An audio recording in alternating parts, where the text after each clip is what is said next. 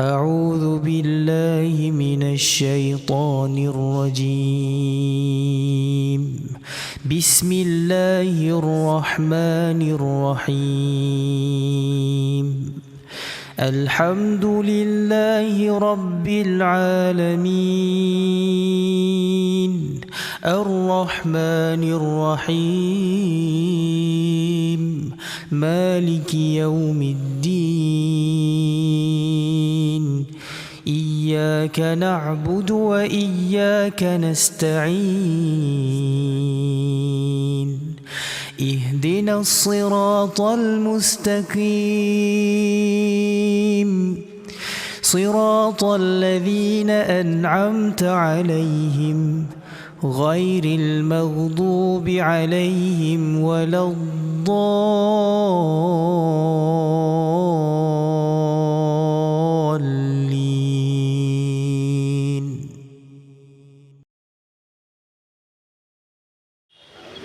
من الشيطان الرجيم. بسم الله الرحمن الرحيم. الحمد لله رب العالمين الرحمن الرحيم إياك نعبد وإياك نستعين. اهدنا الصراط المستقيم صراط الذين أنعمت عليهم وما لنا أتخذ من دونه آلهة ليردني أنزلنا على قومه من بعده من جند من السماء وما كنا منزلين إن كانت إلا صيحة واحدة فإذا هم خامدون. يا حسرة على العباد ما يأتيهم من رسول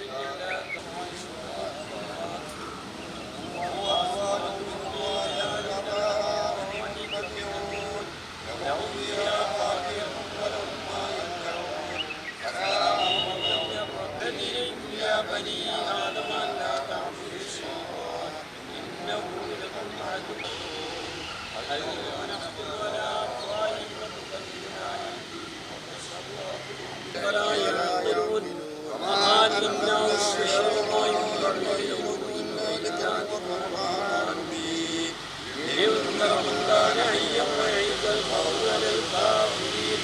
أفلم يروا أنا خلقنا لهم مما عملت أيدينا وذللناها لهم فمنها يأكلون ومنها يأكلون ولهم فيها منافع ومشارب فلا يشربهم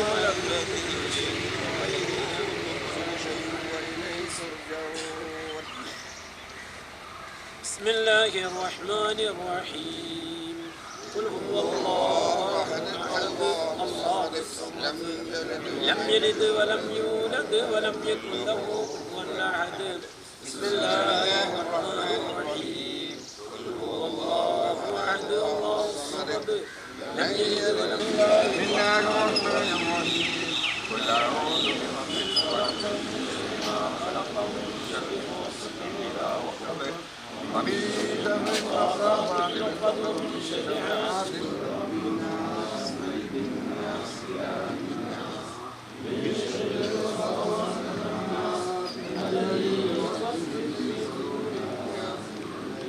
يوافي نعمه ويكافئ مزيدا.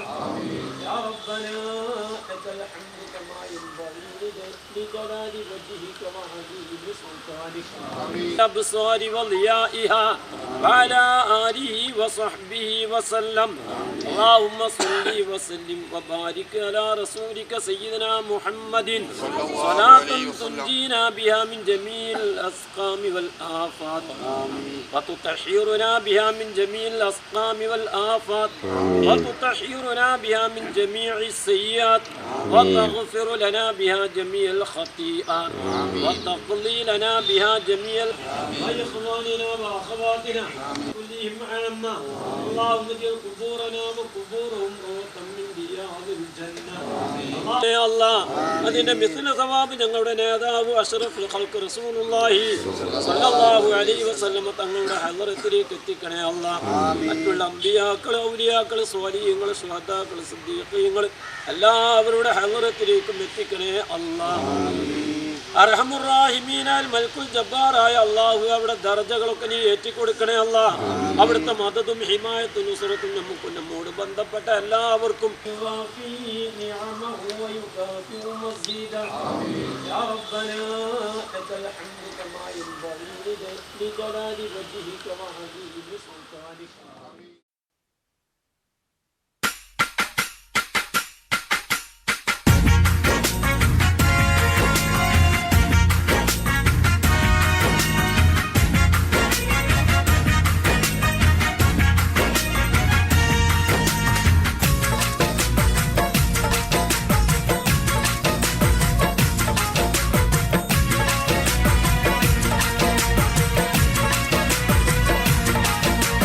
മോദം നിറയുന്ന സുദിനം വന്നേ, മധുരം കിനിയുന്ന നിമിഷം തന്നേ. പോക്കാത്തുങ്ങൽ നല്ല കുടുംബത്തിൻ്റെ പ്രൗഢി നിറയും സംഗമമാണന്നേ. മോദം നിറയുന്ന സുദിനം വന്നേ, മധുരം കിനിയുന്ന നിമിഷം തന്നേ. പോക്കാട്ടുന്ന നല്ല കുടുംബത്തിൻ്റെ പ്രൗഢി നിറയും സംഗമമാണന്നേ.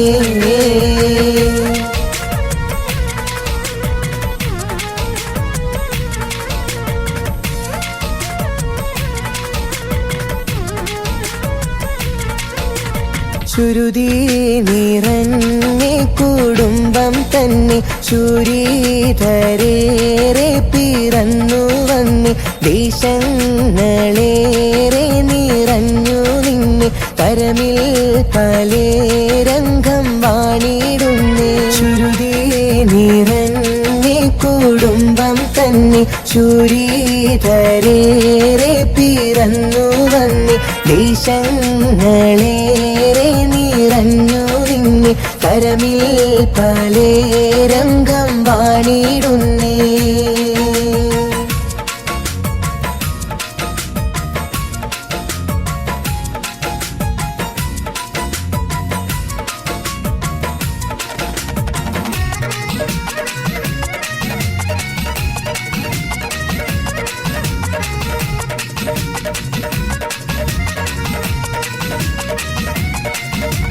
പതിനാറാം നൂറ്റാണ്ടിൽ ദേശം യമനിൽ നിന്ന് പൂർവപിതാക്കൾ ഹസനും മാലിയും വന്ന്. പതിനാറാം നൂറ്റാണ്ടിൽ ദേശം യമനിൽ നിന്ന് പൂർവപിതാക്കൾ ഹസനും മാലിയും വന്ന്. പിൻഗാമിയായി നിപ്പലം പോക്കാട്ടുന്ന ബാവസീർ തൻ്റെ പരമ്പര വ്യാപിക്കുന്ന. പതിനാറാം നൂറ്റാണ്ടിൽ ദേശം യമനിൽ നിന്ന് പൂർവപിതാക്കൾ ഹസനും മാലിയും വന്ന്.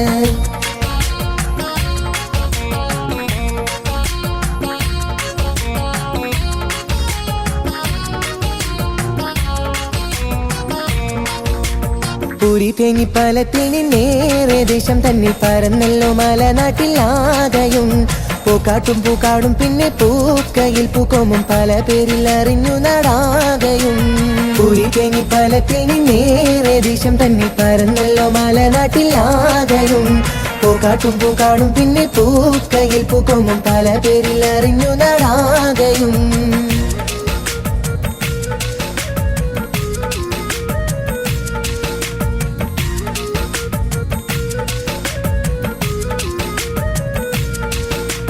ധീരർ ജന്മം കൊണ്ട തറവാടല്ലേ, ദീപ്ത സ്മരണകൾ തുടിക്കുന്നില്ലേ.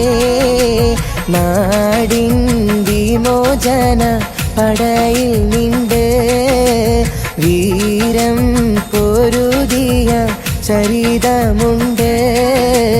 ധീരർ ജന്മം കൊണ്ട തറവാടല്ലേ, തുടിക്കുന്നില്ലേ നാടിൻ വിമോചന പടയിൽ നിണ്ട് വീരം പൊരുതിയ ചരിതമുണ്ട്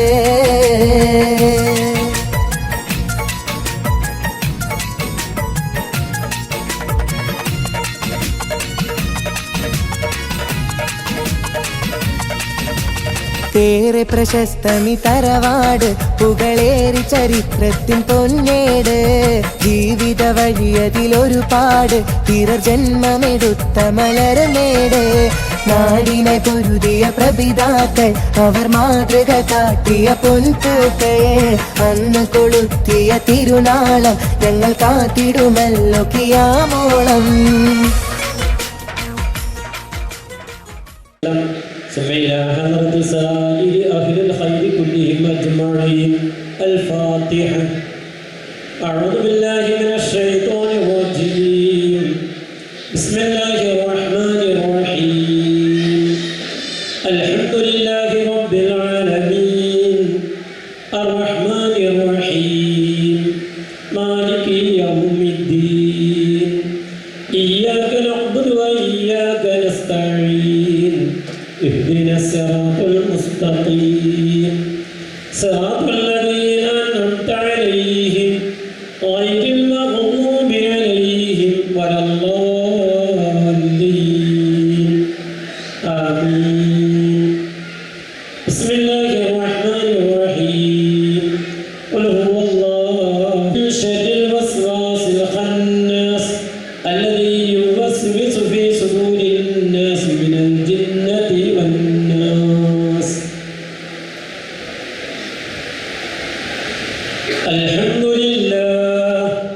الحمد لله رب العالمين حمدا يوافي نعمه ويكافئ مزيدا اللهم صل وسلم على رسولك سيدنا محمد طب القلوب وطبائها وعافية الأبدان وشفائها ونور الأبصار صلاة تنجينا بها من جميع الأهوال والبليات وتسلمنا بها من جميع الأسقام والآفات وتطهرنا بها من جميع السيئات وتغفر لنا بها جميع الخطيئات وتقضي لنا بها جميع الممات أوصل اللهم صواب قراءتنا بركة دعائنا إلى حضرة النبي المصطفى محمد صلى الله عليه وسلم ثم إلى أرواح آبائه وإخوانه من الأنبياء والمرسلين وسائر الصحابة والقرابة كلهم أجمعين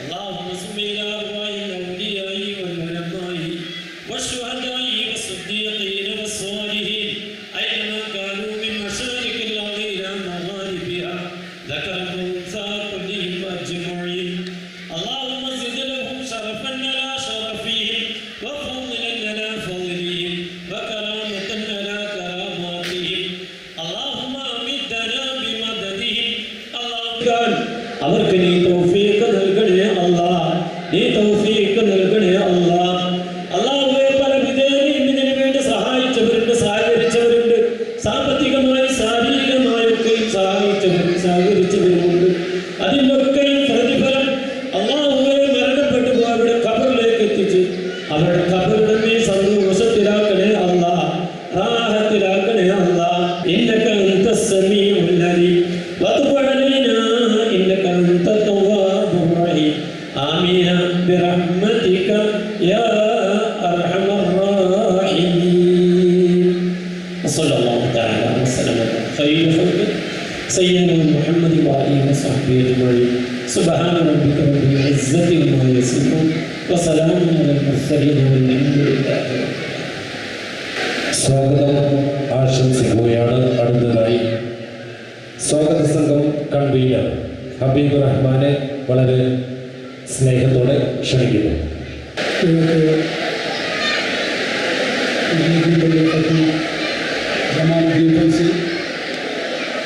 നമ്മുടെ സ്റ്റേജിലിരിക്കുന്ന പോക്കാട്ടുകൽ കുടുംബസമിതിയിലെ കാരണവന്മാർ, സ്നേഹാദരവ് നിറഞ്ഞ എൻ്റെ കുടുംബാംഗങ്ങൾ, നമ്മളെല്ലാവരും ഇന്ന് വല്ലാത്തൊരു സന്തോഷത്തിൻ്റെ ദിനത്തിലാണ് ഇവിടെ ഒത്തൊരുമിച്ചിട്ടുള്ളത്. നമുക്കറിയാം, ഏകദേശം 15 വർഷങ്ങൾക്ക് മുമ്പ് രൂപീകൃതമായ പോക്കാട്ടിങ്ങൽ കുടുംബസമിതിയുടെ 15ാം വാർഷികവും 3ാം മെഗാ സംഘവുമാണ് ഇന്നിവിടെ നടക്കാൻ പോകുന്നത്. കേരളക്കരയിലെ പല ജില്ലകളിൽ തന്നെ പല പ്രദേശങ്ങളിലായി നാം അറിയാതെ ജീവിച്ചു കൊണ്ടിരുന്ന ഈ പോക്കാട്ടിങ്ങൽ കുടുംബത്തെ 15 വർഷങ്ങൾക്ക് മുമ്പ് ഒരു മാലയിൽ കോർത്ത മുത്തുമണികളെ പോലെ കോർത്തിണക്കി നമ്മുടെ ഈ കുടുംബസമിതി ഇന്ന് ഈ 15ാം വാർഷികത്തിലേക്ക് എത്തിച്ചിരിക്കുകയാണ്. അൽഹംദുലില്ലാഹ്, അത് നമുക്ക് അല്ലാഹുവിനെ സ്തുതിക്കാം. നമുക്കറിയാം, നമ്മുടെ പ്രദേശങ്ങളിലൊക്കെ ഇതുപോലുള്ള കുടുംബ സംഗമങ്ങൾ നടക്കാറുണ്ട്. അതൊരു പക്ഷേ 1, 2, 3 സംഗമത്തോടെ അവസാനിക്കുന്നതാണ് നാം കണ്ടുവരുന്നത്. പക്ഷേ നമ്മുടെ ഈ പോക്കാട്ടിൽ കുടുംബസമിതി ഈ 15ാമത്തെ വാർഷികമാണ് ആഘോഷിക്കുന്നത്. അതിന് നേതൃത്വം നൽകുന്ന കരുത്തരായ, വളരെ പ്രഗത്ഭരായിട്ടുള്ള നമുക്ക് എന്ത് വിഷമങ്ങളോ പ്രശ്നങ്ങളോ ഉണ്ടാകുമ്പോൾ നമ്മളെ ശാസിക്കാനും നമ്മളെ ഏത് രീതിയിലും നമ്മുടെ ഭാഗങ്ങളിൽ ഇടപെട്ട് നമ്മുടെ കാര്യങ്ങൾ മുന്നോട്ട് പോകാൻ അത്രയും തൻ്റെടമുള്ള നല്ലൊരു നേതൃത്വം നമുക്കുണ്ട്. അതുകൊണ്ട് തന്നെയാണ് ഈ 15ാം വാർഷികത്തിലേക്ക് നമുക്ക് പ്രവേശിക്കാൻ സാധിച്ചത്. ഈ അടുത്ത കാലത്തായി നമ്മൾ സാധാരണ 2010 മെഗാ സംഗമം സംഘടിപ്പിച്ചു. അത് കഴിഞ്ഞ് എല്ലാ വർഷവും നമ്മൾ വാർഷികങ്ങൾ ചെറുതായ രൂപത്തിൽ നടത്താറുണ്ട്. 5 വർഷം കഴിയുമ്പോഴാണ് നമ്മൾ മെഗാ സംഗമം നടത്താറുള്ളത്. ശരിക്കും നമ്മൾ 2020-ലായിരുന്നു സംഗമം നടത്തേണ്ടിയിരുന്നത്. പക്ഷേ ലോകത്ത് മുഴുവൻ പിടിച്ചു കുലുക്കിയ ഒരു മഹാമാരി കൊറോണ എന്നൊരു പേരിൽ വന്നതിൻ്റെ പേരിലാണ് നമുക്ക് 2020-ൽ ആ മെഗാ സംഗമം നടത്താൻ കഴിയാതെ പോയത്. ഈ 10 വർഷത്തെ കാലയളവിനുള്ളിൽ നമ്മുടെ ഈ കുടുംബത്തിൽ നിന്ന് ഇതിന് നേതൃത്വം കൊടുത്തതും പലരും ആയിട്ടുള്ള വളരെ വേണ്ടപ്പെട്ട ആളുകളും നമ്മുടെ പല കുടുംബാംഗങ്ങളും ഇന്ന് നമ്മളിൽ നിന്ന് വിട്ടുപിരിഞ്ഞിട്ടുണ്ട്. അല്ലാഹു അവരുടെ കർമ്മം വിശാലമാക്കി കൊടുക്കുമാറട്ടെ. ആ 10 വർഷകാലത്തിനുള്ളിൽ നമ്മുടെ കുടുംബത്തിലൊക്കെ കുറേ വിവാഹങ്ങൾ നടന്നു. നമ്മളെ പെൺമക്കളെ കുറേ കെട്ടിച്ചയച്ചു, നമ്മൾ ആൺകുട്ടികളെ കൊണ്ട് കെട്ടിക്കൊണ്ടുവന്നു. ഈ 10 വർഷക്കാലത്തിൽ പലർക്കും ഒരുപക്ഷെ നമ്മുടെ കുടുംബത്തിനെ പറ്റിയോ അത്ര കണ്ടിട്ട് ഒരുപക്ഷെ അറിയണമെന്നില്ല. അതുകൊണ്ട് ഈ കുടുംബത്തെ പറ്റി അവർക്ക് അറിവിലേക്കായി ചില കാര്യങ്ങൾ ഞാൻ നിങ്ങളെ ബോധ്യപ്പെടുത്തുകയാണ്. കേരളത്തിൽ പ്രബോധനത്തിന് ആവശ്യാർത്ഥം 16ാം നൂറ്റാണ്ടിൽ കോഴിക്കോട്ടെത്തി വെളിയങ്കോട് താമസമാക്കിയ യമനിലെ ബാബസീർ കബീലയിൽപ്പെട്ട അസൻ എന്ന മഹാത്മാവിന് മകൻ മലപ്പുറം ജില്ലയിലെ രണ്ടത്താണിക്കടുത്ത് കാനാഞ്ചേരിയിൽ പോക്കാട്ട് എന്ന സ്ഥലത്ത് വീട് വെച്ച് താമസിക്കുകയും പോക്കാട്ട് എന്ന കുടുംബ പേരിൽ അറിയപ്പെടുകയും ചെയ്തു. പ്രസ്തുത കുടുംബത്തിൽപ്പെട്ടവർ മലബാറിന്റെ വിവിധ ഭാഗങ്ങളിലേക്ക് വാണിജ്യ ആവശ്യാർത്ഥം പല സമയങ്ങളിലായി പോവുകയും അവരുടെ കുടുംബം പിന്നീട് പോക്കാട്ട്, പൂക്കയിൽ, പോക്കാട്ട് എന്ന് പല നാമങ്ങളിലായി അറിയപ്പെടുകയും ചെയ്തു. 1979-ൽ പോക്കാട്ടിങ്ങൽ അബ്ദുറഹ്മാൻ എന്നവരുടെ മകൻ എന്നവർ അഹമ്മദ് എന്നിവർ തിരൂർ പൊന്മുണ്ടത്തിൽ നിന്നും തേഞ്ഞിപ്പുറത്തെത്തുകയും തേഞ്ഞിപ്പുറത്ത് ചെനക്കരങ്ങാടിക്ക് സമീപം പുഴക്കടവത്ത് നായന്മാരിൽ നിന്ന് ഭൂമി വാങ്ങി അവിടെ സ്ഥിരതാമസമാക്കുകയും ചെയ്തു. അദ്ദേഹത്തിന്റെ കുടുംബ പരമ്പര പിന്നീട് പോക്കാട്ടിങ്ങൽ എന്ന പേരിൽ അറിയപ്പെടുകയാണ് ഉണ്ടായത് എന്നാണ് ചരിത്രങ്ങളിൽ നിന്നും ലഭ്യമായ വിശകലനം ബോധ്യപ്പെടുന്നത്. വർഷങ്ങൾക്ക് ശേഷം പ്രത്യേകിച്ച് മലബാർ കലാപവുമായി ബന്ധപ്പെട്ട് ഈ കുടുംബത്തിൽപ്പെട്ടവർ കോഴിക്കോട് ജില്ലയിലെ വിവിധ ഭാഗങ്ങളിലേക്ക് പോവുകയും ആ കോഴിക്കോട് ജില്ലയിൽ തന്നെ കളിയാട്ടുപറമ്പ്, കോട്ടപ്പറമ്പ്, തോപ്പയിൽ എന്നീ കുടുംബ പേരിൽ അറിയപ്പെടുകയും ചെയ്തു. ദേശഭാഷ സംസ്കാര വൈവിധ്യങ്ങളും എല്ലാം കോർത്തിരിക്കുന്ന പല ഭാഗങ്ങളിലായി കേരളത്തിൽ ഈ കോഴിക്കോട് ജില്ലയിൽ മാത്രമല്ല കാസർഗോഡ്, എറണാകുളം ജില്ലയിലെ ആലുവ എന്നീ ഭാഗങ്ങളിലേക്ക് വ്യാപിച്ചു കിടക്കുന്നതാണ് ഈ പോക്കാട്ടിങ്ങൽ കുടുംബം എന്ന് പറയുന്നത്. ഈ കുടുംബ സംഗമത്തോടനുബന്ധിച്ച് ഞങ്ങൾ പലരും ക്ഷണിക്കാൻ വേണ്ടി പല വീടുകളിൽ പോയ സമയത്ത് ഇപ്പൊ അടുത്ത ദിവസം ഞങ്ങൾ ചാലിയത്ത് നമ്മളൊരു കുടുംബത്തിൻ്റെ ആളുകൾ അതിൻ്റെ വളരെ ഒരു വിശിഷ്ടമായ സംഭവം നമുക്ക് അത് കേൾക്കുമ്പോൾ ആശ്ചര്യം തോന്നും. നമ്മൾ ഈ കുടുംബത്തിൽപ്പെട്ട ഒരാള് ചാലിയത്ത് ഒരു മരണം സംഭവിച്ചപ്പോൾ ആ മരണ സന്ദർശിക്കുകയും അവിടെ മരണാനന്തര ചടങ്ങിൽ പങ്കെടുക്കാനായി പള്ളിപ്പറമ്പിൽ പോയപ്പോൾ ആ പള്ളിപ്പറമ്പിൽ ഒരു മീസാൻ കല്ലിൽ പോക്കാട്ടുകൽ മുഹമ്മദ് എന്നൊരാളെ പേര് കാണേണ്ടത്. ആ സമയത്ത് അദ്ദേഹത്തിന് വല്ലാത്തൊരു വല്ലാത്തൊരു അവസ്ഥയായിരുന്നു. ഉടൻ തന്നെ നമ്മൾ ഇതിന് ബന്ധപ്പെട്ട ആളുകൾ ഉടൻ തന്നെ അവിടെ വെച്ച് തന്നെ ഫോണിൽ ബന്ധപ്പെട്ടു. നമുക്ക് ചാലിയത്തും പോക്കാട്ടുകൾ എന്ന് പറഞ്ഞ ആളുകളുണ്ട്, ഇങ്ങനെ കബറിടത്തിൽ ഒരു മീസാൻ കല്ലിൽ പോക്കാട്ടുകൾ എന്ന് എഴുതി വെച്ചിട്ടൊരു കബറുണ്ട് എന്ന് അദ്ദേഹം വിളിച്ചറിയിച്ചു. ഉടൻ തന്നെ നമ്മളെ ബന്ധപ്പെട്ട കുടുംബത്തിന് നേതൃത്വത്തിലുള്ള ആളുകൾ അതുമായി ബന്ധപ്പെടുകയും അതിൻ്റെ ബാക്കിയുള്ള ആളുകളെ നമുക്ക് കണ്ടെത്താൻ സാധിച്ചു. അതിൻ്റെ തുടർച്ചയെന്നോണം ഈ സംഗമത്തിലേക്ക് ഞങ്ങൾ ക്ഷണിക്കാൻ പോയപ്പോൾ കഴിഞ്ഞ ആഴ്ച ഞങ്ങൾ ചാലിയത്ത് ചെന്നു. ഞങ്ങൾ 3-4 പേര് ചെന്ന് ആ സമയത്ത് അവർ വളരെ സന്തോഷത്തോടെ എങ്ങനെയാണ് ഞങ്ങൾ എവിടെ ഇരുത്തിയിട്ട് അവർക്ക് മതിയാകുന്നില്ല ആ രൂപത്തിൽ ഞങ്ങൾ അവർ സ്വീകരിച്ചു. അത് ഞങ്ങൾ സംസാരിച്ചുകൊണ്ടിരിക്കുമ്പോൾ അവരൊരു ആധാരത്തിൻ്റെ ഒരു കോപ്പി ഞങ്ങളെ കാണിച്ചു. എന്നിട്ട് അതിൽ പറയാണ് പോക്കാട്ടുകൾ. അത് എന്തുകൊണ്ടാണ്? നമ്മളൊരു ഭക്ഷണം ഉണ്ടാക്കി പിരിഞ്ഞത് കൊണ്ടല്ല, ഇങ്ങനെ ഒരു മാഗസിൻ തയ്യാറാക്കിയത് കൊണ്ടാണ്. കുട്ടികളെ കുറിച്ച് അത് വായിക്കുമ്പോൾ ഈ പരമ്പര കാണാം. അപ്പോൾ അവർക്ക് ആശ്ചര്യം തോന്നും. ഇപ്പൊ എല്ലാവരും ഫോണിൽ നോക്കിയിരിക്കുന്ന ആണെങ്കിലും ഇങ്ങനെയുള്ള സംഭവം കാണുമ്പോൾ അവർക്ക് ആശ്ചര്യം തോന്നുമ്പോൾ ഒരു പക്ഷേ 3-4 ഉപ്പമാരും വായിക്കും. അത് അവരുടെ മനസ്സിലിരിക്കും. പിഞ്ചു മക്കളാണ്, അവരുടെ മനസ്സിൽ അത് ആണി അടിച്ചു പോലിട്ടിരിക്കും. അതുകൊണ്ട് എന്തായാലും നമുക്ക് മാഗസിൻ ഇറക്കാം. ആ മാഗസിന് പുറത്ത് രജിസ്ട്രേഷൻ കൗണ്ടർ എടുത്ത് ഒരു സൗകര്യം ഒരുക്കിയിട്ടുണ്ട്. എല്ലാവരും ഒരു 100 രൂപ അഡ്വാൻസ് കൊടുത്തുകൊണ്ട്, കാരണം നമ്മൾ കൂടുതൽ മാഗസിൻ അടിച്ചു കഴിഞ്ഞ് അത് വേസ്റ്റായി പോകരുത്. അതിൻ്റെ ആളുകളുടെ എണ്ണത്തിനനുസരിച്ചാണ് നമ്മൾ മാഗസിൻ തയ്യാറാക്കുന്നത്. അതുകൊണ്ടാണ് ഒരു കുടുംബത്തിൽ നിർബന്ധമായി ഒരു മാഗസിൻ എടുത്തുകൊണ്ട് നമ്മുടെ ആളുകൾ അവിടെ രജിസ്റ്റർ ചെയ്യേണ്ടതാണ്. ഒരു മാഗസിൻ രജിസ്റ്റർ ചെയ്യുക, 100 രൂപയുടെ രജിസ്റ്റർ ഫീസ്. ആ കാര്യം നിങ്ങളുടെ ശ്രദ്ധയിൽപ്പെടുത്തുകയാണ്.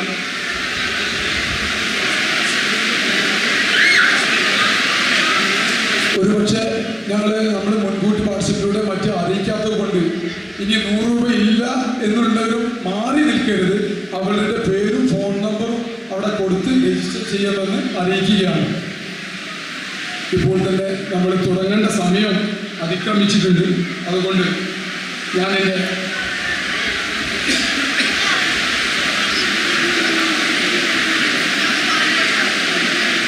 ഞാനെൻ്റെ കർത്തവ്യത്തിലേക്ക് പ്രവേശിക്കുകയാണ്. നമ്മുടെ ഈ മഹത്തായ സംരംഭത്തിന്, നമ്മുടെ ഈ സമ്മേളനത്തിനും, അതുപോലെ തന്നെ ഇന്ന് രാവിലെ 7 മണിക്ക് തന്നെ നമ്മുടെ ബന്ധപ്പെട്ടവർ നമ്മുടെ പള്ളിപ്പറമ്പിൽ കിടക്കുന്നവരെ അടുത്ത് സന്ദർശിച്ചു. നമ്മൾ ദുആക്ക് നിർത്തുന്നതിന് മുമ്പ് ആശീർവാദങ്ങളാണ്. നമ്മുടെ ഈ മെഗാ സംഗമത്തിനും നമുക്ക് പ്രാർത്ഥനയ്ക്ക് നിർത്തും. അതുതന്നെ നമ്മളൊരു വലിയൊരു ഭാഗ്യമാണ്. നമ്മുടെ കുടുംബത്തിൽപ്പെട്ട ഒരാൾ തന്നെ പ്രാർത്ഥനയ്ക്ക് നിർവഹിക്കാൻ സാധിച്ചു. അതിന് അദ്ദേഹത്തെ ഈ കുടുംബസമിതിക്ക് വേണ്ടി ഞാൻ സ്വാഗതം ചെയ്യുകയാണ്. അതുപോലെ ഈ മഹാസംഗമത്തിന് അധ്യക്ഷം വഹിക്കുന്നത് സ്വാഗത സംഘം കൺവീനർ സക്കീർ ഹാജി അവர்களാണ്. അദ്ദേഹത്തെ ഈ പരിപാടിയിലേക്ക് ഞാൻ സ്വാഗതം ചെയ്യുകയാണ്. നമ്മുടെ ഈ മഹത്തായ സമ്മേളനം ഉദ്ഘാടനം ചെയ്യാൻ എത്തിയിട്ടുള്ളത് വള്ളിക്കുന്ന് നിയോജക മണ്ഡലം എമ്മിലെ പി അബ്ദുൽ ഹമീദ് മാസ്റ്റർ അവர்களാണ്. അദ്ദേഹം ഇപ്പോഴൊരു പരിപാടിയിൽ പങ്കെടുത്തിരിക്കുകയാണ്. ഇൻഷാ അല്ലാഹ് ഇപ്പോൾ ഒരു 10 മിനിറ്റ് മുമ്പ് നമ്മളെ ബന്ധപ്പെട്ടിരുന്നു. അരമണിക്കൂറിനകം ഇവിടെ എത്താൻ വേണ്ടിയിട്ടുണ്ട്. അദ്ദേഹത്തിൻ്റെ അഭാവത്തിൽ ഈ പരിപാടിയിലേക്ക് ഞാൻ സ്വാഗതം ചെയ്യുകയാണ്. നമ്മുടെ ഈ പരിപാടിയിൽ ആശംസ അർപ്പിക്കുന്നതിന് വേണ്ടി കിഴക്കേ മുഹ്യദ്ദീൻ പള്ളി ഖത്തീബും പ്രഭാഷകനുമായിട്ടുള്ള ജമാലുദ്ദീൻ ഫൈസി അദ്ദേഹത്തെ ഈ പരിപാടിയിലേക്ക് ഞാൻ സ്വാഗതം ചെയ്യുന്നു. തേനിപ്പാലം ബോർഡ് പ്രസിഡന്റ് അദ്ദേഹവും ഇപ്പോൾ തൊട്ടടുത്ത പ്രദേശത്ത് ഒരു പരിപാടിയിൽ പങ്കെടുത്തുകൊണ്ടിരിക്കുകയാണ്. ഒരു 10 മിനിറ്റ് കൊണ്ട് തന്നെ ഇപ്പോൾ വിളിച്ചിരുന്നു. നിങ്ങൾ പരിപാടിയിലേക്ക് ആരംഭിച്ചോളൂ എന്ന് പറഞ്ഞിട്ടുണ്ട്. ഒരു 10 മിനിറ്റിനാണ് അദ്ദേഹം ഇവിടെ എത്തും. ഇവിടെ എത്തിച്ചേർന്നിട്ടുണ്ട്. തേനിപ്പാലം ബോർഡ് പ്രസിഡന്റ് ശ്രീ വിജിത്ത് അവരുടെ ഈ പരിപാടിയിലേക്ക് സ്വാഗതം ചെയ്യുകയാണ്. അതുപോലെ നമ്മുടെ ഈ മെഗാ സംഗമത്തിൽ എത്തിച്ചേർന്നിട്ടുള്ള സ്റ്റേജിലിരിക്കുന്ന നമ്മുടെ കാരണവന്മാരെയും നമ്മുടെ എല്ലാ കുടുംബാംഗങ്ങളെയും ഈ പരിപാടിയിലേക്ക് സന്തോഷപൂർവ്വം സ്വാഗതം ചെയ്തുകൊണ്ട് ഞാൻ നിർത്തുന്നു. വാഹിർ റഹ്മാന അൽഹംദുലില്ലാഹി റബ്ബിൽ ആലമീൻ. അസ്സലാമു അലൈക്കും വറഹ്മത്തുള്ളാഹി വബറകാതുഹു. നമ്മുടെ സംഗമത്തിന് അടുത്തതായി അധ്യക്ഷപീഠം അലങ്കരിക്കുന്നു. അധ്യക്ഷന് വേണ്ടി സ്വാഗത സംഘം ചേർക്കാൻ സക്കീർ ഹാജിയെ സാദരം ക്ഷണിക്കുന്നു. الحمد لله رب العالمين اللهم صل على سيدنا محمد وعلى آل سيدنا مولانا محمد وبارك وسلم وصلي على جميع الأنبياء والمرسلين والحمد لله رب العالمين. നമ്മുടെ ബഹുമാനം നിറഞ്ഞ നമ്മുടെ വിശാലമായ ഒരു ദുആക്ക് നേതൃത്വം നൽകിയ നമ്മുടെ ബാബുശ്രീ, നമ്മുടെ ഈ പരിപാടിക്ക് സ്വാഗതം പറഞ്ഞ ഹബീബ്,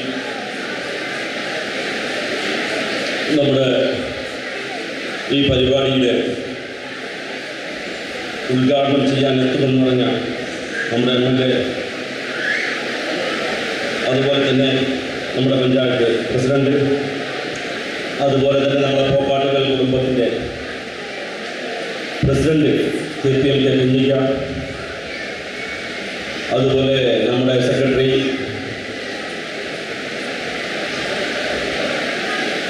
അതുപോലെ തന്നെ നമ്മുടെ വേദിയിലും സദസ്സിലും ഇരിക്കുന്ന നമ്മുടെ കുടുംബ അംഗങ്ങളെ, നമ്മൾ സ്വാഗത പ്രസംഗത്തിൽ കേട്ടു കുടുംബത്തിൻ്റെ ഒരു പാശ്ചാത്തലം. 15 വർഷം മുന്നേ ചേളാരിയിൽ നിന്ന് ഒരു കാറിന് നമ്മുടെ വീട്ടിലെത്തി 4-5 പേര്. ആദ്യമായിട്ട് കാണുന്നത് ഞാനാണ് അവിടെ ഉണ്ടായിരുന്നത്. അവിടെ നിന്ന് തുടങ്ങി നമ്മുടെ ജ്യേഷ്ഠൻ KPM കുഞ്ഞിക്ക, നമ്മുടെ ഇപ്പോൾ വിദേശത്തുള്ള നമ്മുടെ മുജീബ് എന്നിവരുൾപ്പെട്ട ഒരു സംഘത്തിൻ്റെ, ചേളാരിയിൽ നിന്നുള്ള കൂടുതൽ അംഗത്തിൻ്റെയും പരിശ്രമ ഫലമാണ് നമ്മൾ ഈ കാണുന്നത്. ഇപ്പോൾ പറഞ്ഞ 15 വർഷം മുന്നേ നമ്മൾ 10 കുടുംബ തലമുറയുടെ അംഗങ്ങളാണ്. ഏകദേശം 500 വർഷം മുന്നേ യമനിൽ നിന്ന് വന്നതാണെന്ന് പറഞ്ഞു. യമനിൽ നിങ്ങൾ സംസാരിച്ചാൽ ഇവിടെ സംസാരിക്കുന്നത് എന്താണെന്ന് മനസ്സിലാവില്ല. യമനിൽ നിന്ന് വന്ന ഒരാളുടെ മക്കൾ പരമ്പരയാണ് നമ്മൾ. ഒരു പക്ഷേ അദ്ദേഹം വരാൻ വേണ്ടി കപ്പൽ കിട്ടാതെ അവിടെ നിൽക്കുകയാണെങ്കിൽ ഇന്ന് നമ്മൾ യമനിലേക്ക് ഹോളിൽ വെച്ച് കൂടേണ്ടി വരാം. അത്ര ഒരു ഗൗരവബോധത്തിൽ യമനികളാണെന്നുള്ള ചിന്ത പോലും കേൾക്കില്ല. അപ്പം അതുമായി ബന്ധപ്പെട്ട് ആ കുടുംബത്തെ ഇങ്ങനെ യോജിപ്പിക്കുന്നതിൽ എന്താണ് കാര്യം? ഇങ്ങനെ ചേളാരിയുള്ള കുറച്ച് ആളുകൾ വളരെ കഷ്ടപ്പെട്ട് കോഴിക്കോട് വന്ന് അവിടുന്ന് വെള്ളയിൽ, അതുപോലെ തന്നെ ചേളാരിൻ്റെ പല ഭാഗങ്ങൾ, അതുപോലെ മറ്റു ഭാഗങ്ങളിലൊക്കെ ചെന്ന് ഓരോരുത്തരെ കണ്ട് കാലം കഴിഞ്ഞ് പിടിച്ച് ഇങ്ങോട്ട് കൊണ്ടുവന്നതിൻ്റെ കാര്യം എന്താണ്? നിങ്ങളെ പൈസ വാങ്ങാനാണോ? എന്താണ് നിങ്ങൾ ഉദ്ദേശിക്കുന്നത്? എന്താണ് ഇതിൻ്റെ ഉദ്ദേശം? നമ്മുടെ മതത്തിൽ വളരെ പ്രധാനമായൊരു കാര്യമാണ് കുടുംബമെന്ന് ചേർക്കൽ. മറ്റുള്ള മതത്തിലൊന്നും ഇത്ര പ്രശസ്തിയൊന്നുമില്ല. കുടുംബമെന്ന് ചേർക്കൽ അങ്ങനെ ഇത്രയും ഒരു ഗൗരവത്തോടെ എടുക്കുന്ന ഒരു മതം വേറെ ഇല്ല.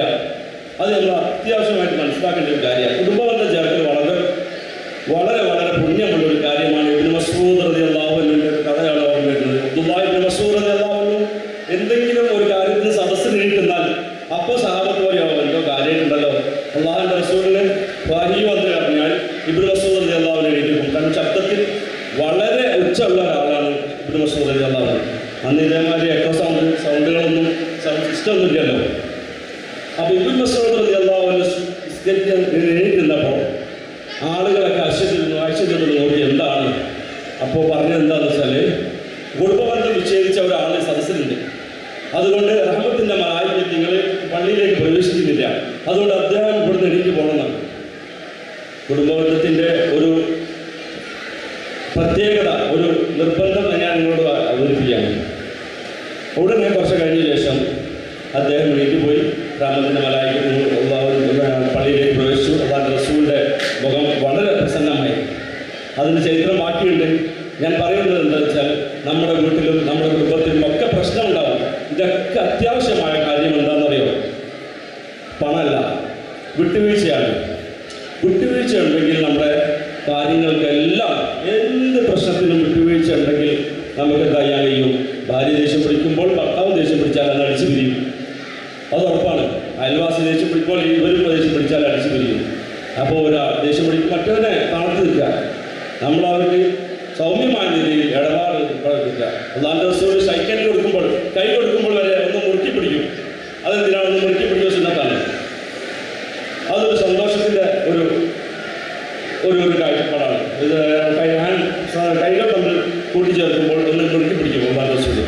എന്നിട്ട് മറ്റവർ കൈ വലിച്ചതിന് ശേഷം അള്ളാഹു റസൂൽ എടുക്കുള്ളൂ. അത്രയും എത്ര തിരക്കുള്ള ഹബീബ് സല്ലല്ലാഹു അലൈഹി വസല്ലം വരെ ആ കൈ കൊടുത്ത ആൾ കൈ വലിച്ചാൽ അള്ളാഹു റസൂൽ കൈ എടുക്കുള്ളൂ.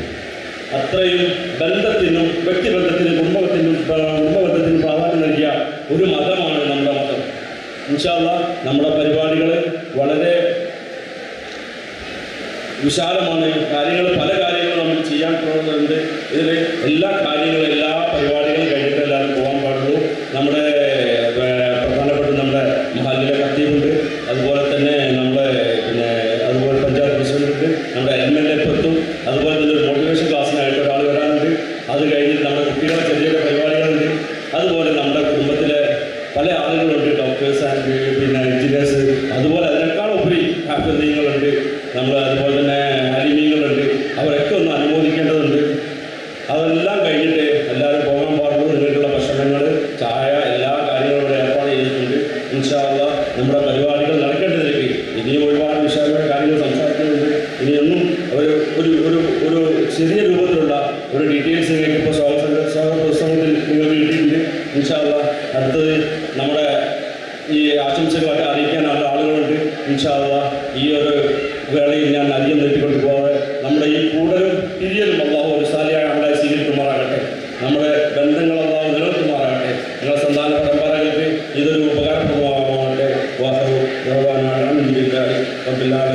അസ്സലാമു അലൈക്കും വറഹ്മത്തുള്ളാഹി വബറകാതുഹു. ഈ വേദിയിൽ സദസ്സിൽ ലഭിക്കുന്ന വിശിഷ്ട പ്രിയപ്പെട്ട കുടുംബാംഗങ്ങളെല്ലാവരും നമസ്കാരം. നിങ്ങളെല്ലാവരും വലിയൊരു സന്തോഷത്തിന് നിറവിലാവും ഇന്നിവിടെ ഇരിക്കുന്നുള്ളത് നമുക്കെല്ലാവർക്കും അറിയാം. നിങ്ങളുടെ പോക്കാട്ടിൽ കുടുംബസംഗമം ഇത് വളരെ വലിയൊരു ആഘോഷമായിട്ടാണ് ഇവിടെ നടത്തുന്നതെന്നുള്ളത് കാണുന്നതിൽ അറിയുന്നത്. നിങ്ങളുടെ എല്ലാവരുടെയും മുഖത്തും വലിയ സന്തോഷമാണ് കാണാനുള്ളത്. നേരത്തെ നമ്മുടെ അധ്യക്ഷ പ്രസംഗത്തിൽ പറഞ്ഞതുപോലെ 15 വർഷങ്ങൾക്ക് മുൻപ് ഇങ്ങനെയൊരു കുടുംബസംഗമത്തിൻ്റെ ആശയമൊക്കെ കൊണ്ടുവരികയും അനുബന്ധമായി ഓരോ വർഷവും ഈ കുടുംബസംഗമങ്ങൾ നടന്നുകൊണ്ടുണ്ടായിരിക്കും. ഇത്ര വിപുലമായിട്ട് നടത്തുന്നത് ചിലപ്പോൾ ആദ്യമായിട്ട് ഈ തവണയായിരിക്കും എന്നാണ് എനിക്ക് തോന്നുന്നത്. ഈ ഒരു കാലഘട്ടത്തിനിടയിൽ നിങ്ങൾ ഈ ഒരു കുടുംബസംഗമത്തിൻ്റെ പ്രധാനപ്പെട്ട ഭാഗവാഹികളൊക്കെ ഈ കുടുംബസംഗമം നടത്തുന്നതിന് വേണ്ടി വലിയ എഫേർട്ട് എടുത്തിട്ടുണ്ടാവുന്നുള്ളത് ഈ ഒരു ആൾക്കൂട്ടം കണ്ടാൽ തന്നെ അറിയാം. ഓരോരുത്തരെയും ഇതിലേക്ക് എത്തിക്കുന്നതിന് വേണ്ടി നിരന്തരം ഇടപെട്ടുകൊണ്ട് നമുക്കറിയാം. ഇന്ന് നിങ്ങളൊക്കെ നിങ്ങളുടെ ഒരുപാട് ദിവസങ്ങൾക്ക് ശേഷം കുടുംബത്തിൽപ്പെട്ട പ്രധാനപ്പെട്ട ആളുകളെ തമ്മിൽ കാണാനുണ്ടായ ഒരു അവസരമായിട്ടുണ്ടാവുക. മാസങ്ങൾക്ക് മുൻപ് നിങ്ങളിൽ നിന്ന് അകന്നു നിന്ന ചിലപ്പോൾ വല്യപ്പയോ അല്ലെങ്കിൽ വല്യപ്പയുടെ ഏട്ടൻ്റെ മക്കളോ അല്ലെങ്കിൽ കല്യാണം കഴിച്ചതിനെ കൊണ്ടുപോയി മാസങ്ങൾക്ക് മുൻപ് കണ്ട അനിയത്തിയോ അങ്ങനെയുള്ള ആളുകളൊക്കെ ഇന്നിവിടെ ഈ സംഗമത്തിന് എത്തിയിട്ടുണ്ടായിരിക്കും. അങ്ങനെ അവരൊക്കെ നേരിട്ട് കണ്ട് ആ ഒരു സന്തോഷത്തിൻ്റെ നിറവിലാണ് നിങ്ങളിരിക്കുന്നത്. അതോടൊപ്പം തന്നെ ഈ ഒരു കൂട്ടായ്മയുടെ കീഴിൽ ഈ ഒരു വർഷങ്ങൾക്കിടയിൽ കഴിഞ്ഞ വർഷങ്ങളൊക്കെ ആയിട്ട് നിരവധിയായിട്ടുള്ള കാരുണ്യ പ്രവർത്തനങ്ങളൊക്കെ നടത്തിയിട്ടുണ്ടാകുമെന്നത് ഉറപ്പാണ്. കാരണം ഒരു കൂട്ടായ്മ ഉണ്ടാകുന്ന സമയത്ത് അതിന് കീഴിൽ ഇതുപോലുള്ള ഒരുപാട് കാരുണ്യ പ്രവർത്തനങ്ങൾ അതിന് കമ്മിറ്റി ചെയ്യാറുണ്ട്. ഈ കമ്മിറ്റിയും അതുപോലെ തന്നെ ഒരുപാട് കാര്യങ്ങൾ ചെയ്തിട്ടുണ്ടാകും. പ്രത്യേകിച്ച് നിങ്ങളുടെ കുടുംബത്തിൽപ്പെട്ട എല്ലാവരും, നിങ്ങൾ പോക്കാട്ടിൽ കുടുംബത്തിൽപ്പെട്ട എല്ലാവരും ചില വലിയ സാമ്പത്തികമായിട്ടുള്ള ആളുകളൊന്നും ആയിരിക്കില്ല. ഉള്ള ആളുകളുണ്ടാവും, ഇല്ലാത്ത ആളുകളുണ്ടാവും, മിഡിൽ ക്ലാസ്സിലുള്ള ആളുകളുണ്ടാവും, അങ്ങനെയുള്ള ആളുകളൊക്കെ ഉണ്ടായിരിക്കും. പക്ഷേ മറ്റുള്ളവരുടെ ഇല്ലായ്മ കണ്ടറിഞ്ഞുകൊണ്ട് അവരെ സഹായിക്കുന്നതിന് വേണ്ടിയൊക്കെ ഈ ഒരു കൂട്ടായ്മയിലൂടെ നിങ്ങൾ ഒരുപാട് പ്രവർത്തനങ്ങൾ നടത്തിയിട്ടുണ്ടായിരിക്കും. അതുപോലെ തന്നെ അസുഖബാധിതരായിട്ടുള്ള ആളുകൾക്ക് ചികിത്സ നൽകുന്നതിന് വേണ്ടിയൊക്കെ ഒരുപാട് പ്രവർത്തനങ്ങൾ നടത്തിയിട്ടുണ്ടായിരിക്കും. വിദ്യാഭ്യാസപരമായിട്ട് വിദ്യാഭ്യാസം നല്ല രീതിയിൽ ആർജിച്ചെടുക്കാൻ കഴിയുന്ന കുട്ടികൾ, എന്നാൽ സാമ്പത്തികമായിട്ട് ബുദ്ധിമുട്ട് കാരണം പഠനത്തിൽ മുന്നോട്ട് പോകാൻ കഴിയാത്ത കുട്ടികൾക്കൊക്കെ ഒരുപാട് പഠനത്തിന് സഹായകരമായിട്ടുള്ള കാര്യങ്ങൾ ചെയ്തിട്ടുണ്ടായിരിക്കും. അങ്ങനെ നിരവധിയായിട്ടുള്ള ഒരുപാട് കാര്യങ്ങൾ നിങ്ങൾ ചെയ്തിട്ടുണ്ടാവുന്നത് ഉറപ്പാണ്. അനുബന്ധമായി കഴിഞ്ഞ ദിവസമാണ് ആലുവ ടർഫിൽ വെച്ചിട്ട് നിങ്ങളുടെ കുടുംബത്തിൽപ്പെട്ട യുവത്വങ്ങളായിട്ടുള്ള കുട്ടികൾ മാത്രമല്ല പ്രായമായ ആളുകൾ വരെ ഉണ്ടായിരുന്നു. ഒരു ഫുട്ബോൾ ടൂർണമെൻറ്റ് ആ മഡ് ടാപ്പിൽ വെച്ച് നടത്തിയിട്ടുണ്ടായിരുന്നു. വലിയ സന്തോഷമുണ്ട്. കാരണം നേരത്തെ പറഞ്ഞതുപോലെ തന്നെയാണ് ഒരുപാട് ആളുകളെ കാണാൻ അടുത്തൊന്നും കഴിയാതിരുന്ന ഒരുപാട് നിങ്ങളുടെ സഹോദരന്മാരെ ആ ഒരു ദിവസങ്ങളിൽ അവിടെ കൂടാനും കളിക്കാനും ആ കളിച്ച ടീമുകൾ തമ്മിൽ വാശിയോടെയും കളിച്ചിട്ടുണ്ടായിരിക്കുക. എന്നാലും ഏട്ടനും അനിയനുമുള്ള ആ ഒരു മത്സരങ്ങൾ പോലും വളരെ വാശിയോടെ നിങ്ങളവിടെ നടത്തി തീർത്തിട്ടുണ്ടായിരിക്കുക. അങ്ങനെ ഒരുപാട് കാര്യങ്ങൾ ഈ ഒരു കാലഘട്ടത്തിൽ ചെയ്തിട്ടുണ്ട്. ഇനിയും ഒരുപാട് കാര്യങ്ങൾ നിങ്ങളെ ഈ കൂട്ടായ്മയുടെ കീഴിൽ നിങ്ങളെ ഈ പോക്കടൽ കുടുംബസംഘത്തിൽ നടക്കും ചെയ്യും. അങ്ങനെയുള്ള ഒരു വലിയ സന്തോഷമായ ഒരു നിമിഷം ഒരുപാട് കാലം ഇപ്പോൾ ഒന്ന് നേരത്തെ പോലെ 15-ാമതൊക്കെ ആയിട്ടുള്ളൂ. ഇതിങ്ങനെ 20, 25, 30 കടന്നു പോകുമ്പോൾ നമ്മൾ ഭാവിയിലേക്ക് കൂടി ഒന്ന് ശ്രദ്ധിക്കേണ്ടതുണ്ട്. ഇന്നത്തെ ഒരു കാലഘട്ടത്തെക്കുറിച്ച് നിങ്ങൾക്ക് എല്ലാവർക്കും നല്ല ബോധ്യമുള്ള ആളുകളാണ്. പ്രത്യേകിച്ചും യുവതലമുറ എങ്ങോട്ട് പോകുന്നു എന്നുള്ളത് നമ്മളെല്ലാവരും ചിന്തിക്കേണ്ട ഒരു കാലഘട്ടമാണ്. കാരണം നമ്മൾ നിരവധി പ്രോഗ്രാമുകൾ പറയുന്ന ഒരേ കാര്യമാണ്, യുവത്വം ലഹരിക്ക് അടിമപ്പെടുന്നു എന്നുള്ളൊരു വലിയ സത്യം. പ്രത്യേകിച്ചും കഴിഞ്ഞ കുറച്ച് ദിവസങ്ങൾ ഈ ഒരു ആഴ്ചക്കിടയിലുള്ള പത്രങ്ങൾ എടുത്ത് നോക്കിയാൽ നമുക്ക് വളരെ വേദനകരമായ സംഗതികളാണ് നടന്നുകൊണ്ടിരിക്കുന്നത്. കുട്ടികൾ സ്വന്തം മാതാപിതാക്കളുടെ കഴുത്തിൽ കത്തിവെക്കുന്ന രീതിയിലേക്ക് മാറിയിട്ടുണ്ട് എന്നുള്ളത് യാഥാർത്ഥ്യമായിക്കൊണ്ടിരിക്കുകയാണ്. ലഹരിക്ക് അടിമപ്പെട്ടുകൊണ്ട് സ്വന്തം അമ്മയുടെ കഴുത്തറുത്തത് കുറച്ച് ദിവസങ്ങൾക്ക് മുൻപാണ്. പല കാരണങ്ങളുണ്ടായിരിക്കാം അതിന്. ചില വീട്ടിൽ നിന്ന് സാമ്പത്തികമായിട്ട് കിട്ടാത്തതായിരിക്കാം, സ്നേഹം കിട്ടാത്തതായിരിക്കാം, അല്ലെങ്കിൽ പഠനത്തിൽ വൈകല്യമുള്ളതായിരിക്കാം. പക്ഷേ ഇതൊക്കെ എന്തുകൊണ്ടാണെന്നുള്ളത് നമ്മൾ മാതാപിതാക്കൾ കണ്ടെത്തേണ്ടതുണ്ട്. നമ്മുടെ കുട്ടി അങ്ങനെ ഒരു തെറ്റിലേക്ക് പോകാതിരിക്കണമെങ്കിൽ നമ്മളെല്ലാവരും അത് ശ്രദ്ധയോടെ കൈകാര്യം ചെയ്യേണ്ടതുണ്ട്. ഈ ഒരു കൂട്ടായ്മയുടെ കീഴിൽ നിങ്ങൾ അണിനിരക്കുമ്പോൾ നിങ്ങൾ പലതരത്തിലുള്ള ചർച്ചകൾ ചെയ്യുന്ന സമയത്ത് നമ്മുടെ കുട്ടികളെക്കുറിച്ച് നല്ല ചർച്ച നടത്തണം. അതുപോലെ തന്നെ ഏതെങ്കിലും നിങ്ങളുടെ കുടുംബത്തിൽപ്പെട്ട കുട്ടി ഏതെങ്കിലും സമയങ്ങളിൽ ഇങ്ങനെ ഏതെങ്കിലും ഒരു തെറ്റിലേക്ക് പോകുന്ന സമയത്ത് അവനെ നിങ്ങളുടെ കൂട്ടായ്മയുടെ കീഴിൽ നേതൃത്വം കൊടുക്കുന്ന കാരണവരെ വിളിച്ചിരുത്തി അവനെ ഉപദേശിച്ച് നന്നാക്കി ചീത്ത പറഞ്ഞതിന് കേടുവരുത്തിയിട്ട് ഉപദേശിച്ച് നല്ല ജീവിതത്തിലേക്ക് ആ കുടുംബത്തിൻ്റെയും നിങ്ങളുടെ ഈ ഒരു പോക്കടൽ കുടുംബത്തിൻ്റെയൊക്കെ അന്തസ്സ് ഉയർത്തുന്നതിന് വേണ്ടി അവനെ തിരിച്ചു കൊണ്ടുവരേണ്ടത്, അങ്ങനെ പോകാതിരിക്കുന്നുള്ള ഉപദേശങ്ങൾ കൊടുക്കേണ്ടത്, അങ്ങനെയുള്ള ഒരുപാട് കാര്യങ്ങൾ നിങ്ങൾക്ക് ചെയ്യാനുണ്ട്. അതൊക്കെ ഈ വരും കാലഘട്ടങ്ങളിൽ നടത്തണമെന്ന് മാത്രമാണ് ഈ ഒരു അവസരത്തിൽ പറയാനുള്ളത്. എന്ത് തന്നെയായാലും ഇന്ന് ഈ ഒരു വലിയ കൂട്ടായ്മയുടെ ഈ സംഗമത്തിലേക്ക് ക്ഷണിച്ച എൻ്റെ ഭാരവാഹിക്ക് പ്രത്യേക അഭിനന്ദനം അറിയിക്കുകയാണ്. നിങ്ങളുടെ ഒരുപാട് പ്രോഗ്രാമുകൾ ഇത് കഴിഞ്ഞ സ്റ്റേജിൽ നടക്കാനുണ്ടായിരിക്കും. അപ്പോൾ അധിക സമയമൊന്നും പറയുന്നില്ല. ഈ ഒരു പോക്കടൽ കുടുംബ സംഘത്തിന് എൻ്റെ വിധ എല്ലാ ആശംസകളും അറിയിക്കുന്നു. നന്ദി, നമസ്കാരം.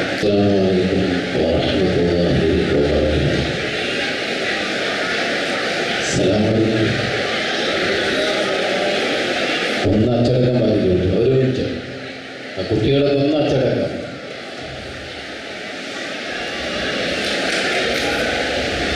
അച്ചടക്കത്തോടെ ഇരിക്കുമ്പോൾ നമുക്ക് പ്രസംഗം അത് ശ്രവിക്കാൻ കഴിയുള്ളൂ.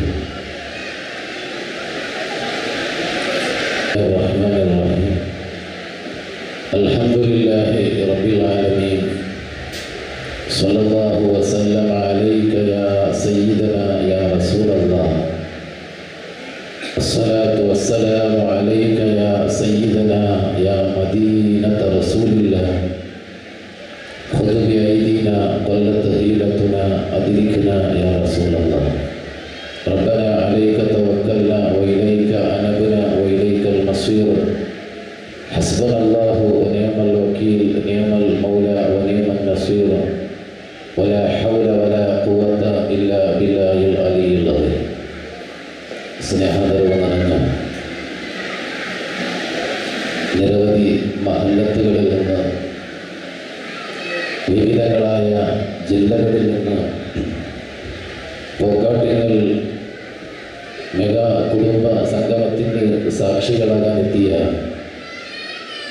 ഈ കുടുംബത്തിലെ എല്ലാ അംഗങ്ങൾക്കും ആദ്യമായി ആശംസകൾ അർപ്പിക്കുകയാണ്. കാരുണ്യവാനായ റബ്ബുൽ നമ്മുടെ ഈ സംഗമം അള്ളാഹു പൊരുത്തപ്പെടുന്ന, അവൻ ഇഷ്ടപ്പെടുന്ന, നാളെ ആഖിറത്തിൽ പ്രതിഫലം രേഖപ്പെടുത്തുന്ന ഒരു സൽക്കർമ്മമാക്കി അള്ളാഹു നമ്മളിൽ നിന്ന് സ്വീകരിക്കുമാറാകട്ടെ. ഒരുപാട് ദിവസങ്ങളുടെ അധ്വാനമുണ്ടാകും, ഒരുപാട് ആഴ്ചകളുടെയൊക്കെ അധ്വാനം കൊണ്ടായിരിക്കാം ഇത്രയും ഒരു മനോഹരമായിരിക്കുന്ന ഒരു സദസ്സ് നമ്മുടെ ഈ പോക്കാട്ടികൾ കുടുംബത്തിൽപ്പെട്ട പ്രിയപ്പെട്ട പ്രവർത്തകർ, ഈ സൽസംഗമത്തിൻ്റെ അടിയറ ശില്പികളായ പ്രിയപ്പെട്ട സഹോദരങ്ങൾ, ഇങ്ങനെയുള്ള കുടുംബങ്ങളെ ഒന്ന് അടുപ്പിക്കുന്നതിന് വേണ്ടി, അവരെ ഒന്ന് ഒത്തൊരുമിപ്പിക്കുന്നതിന് വേണ്ടി ഒരുപാട് പരിശ്രമങ്ങൾ നടത്തിയിട്ടുണ്ടാകും. അല്ലാഹു സുബ്ഹാനഹു വ തആല പരിശ്രമങ്ങൾക്കൊക്കെയും അർഹമായ പ്രതിഫലം നൽകി അനുഗ്രഹിക്കട്ടെ എന്ന് ആത്മാർത്ഥമായി ദുആ ചെയ്യുകയാണ്.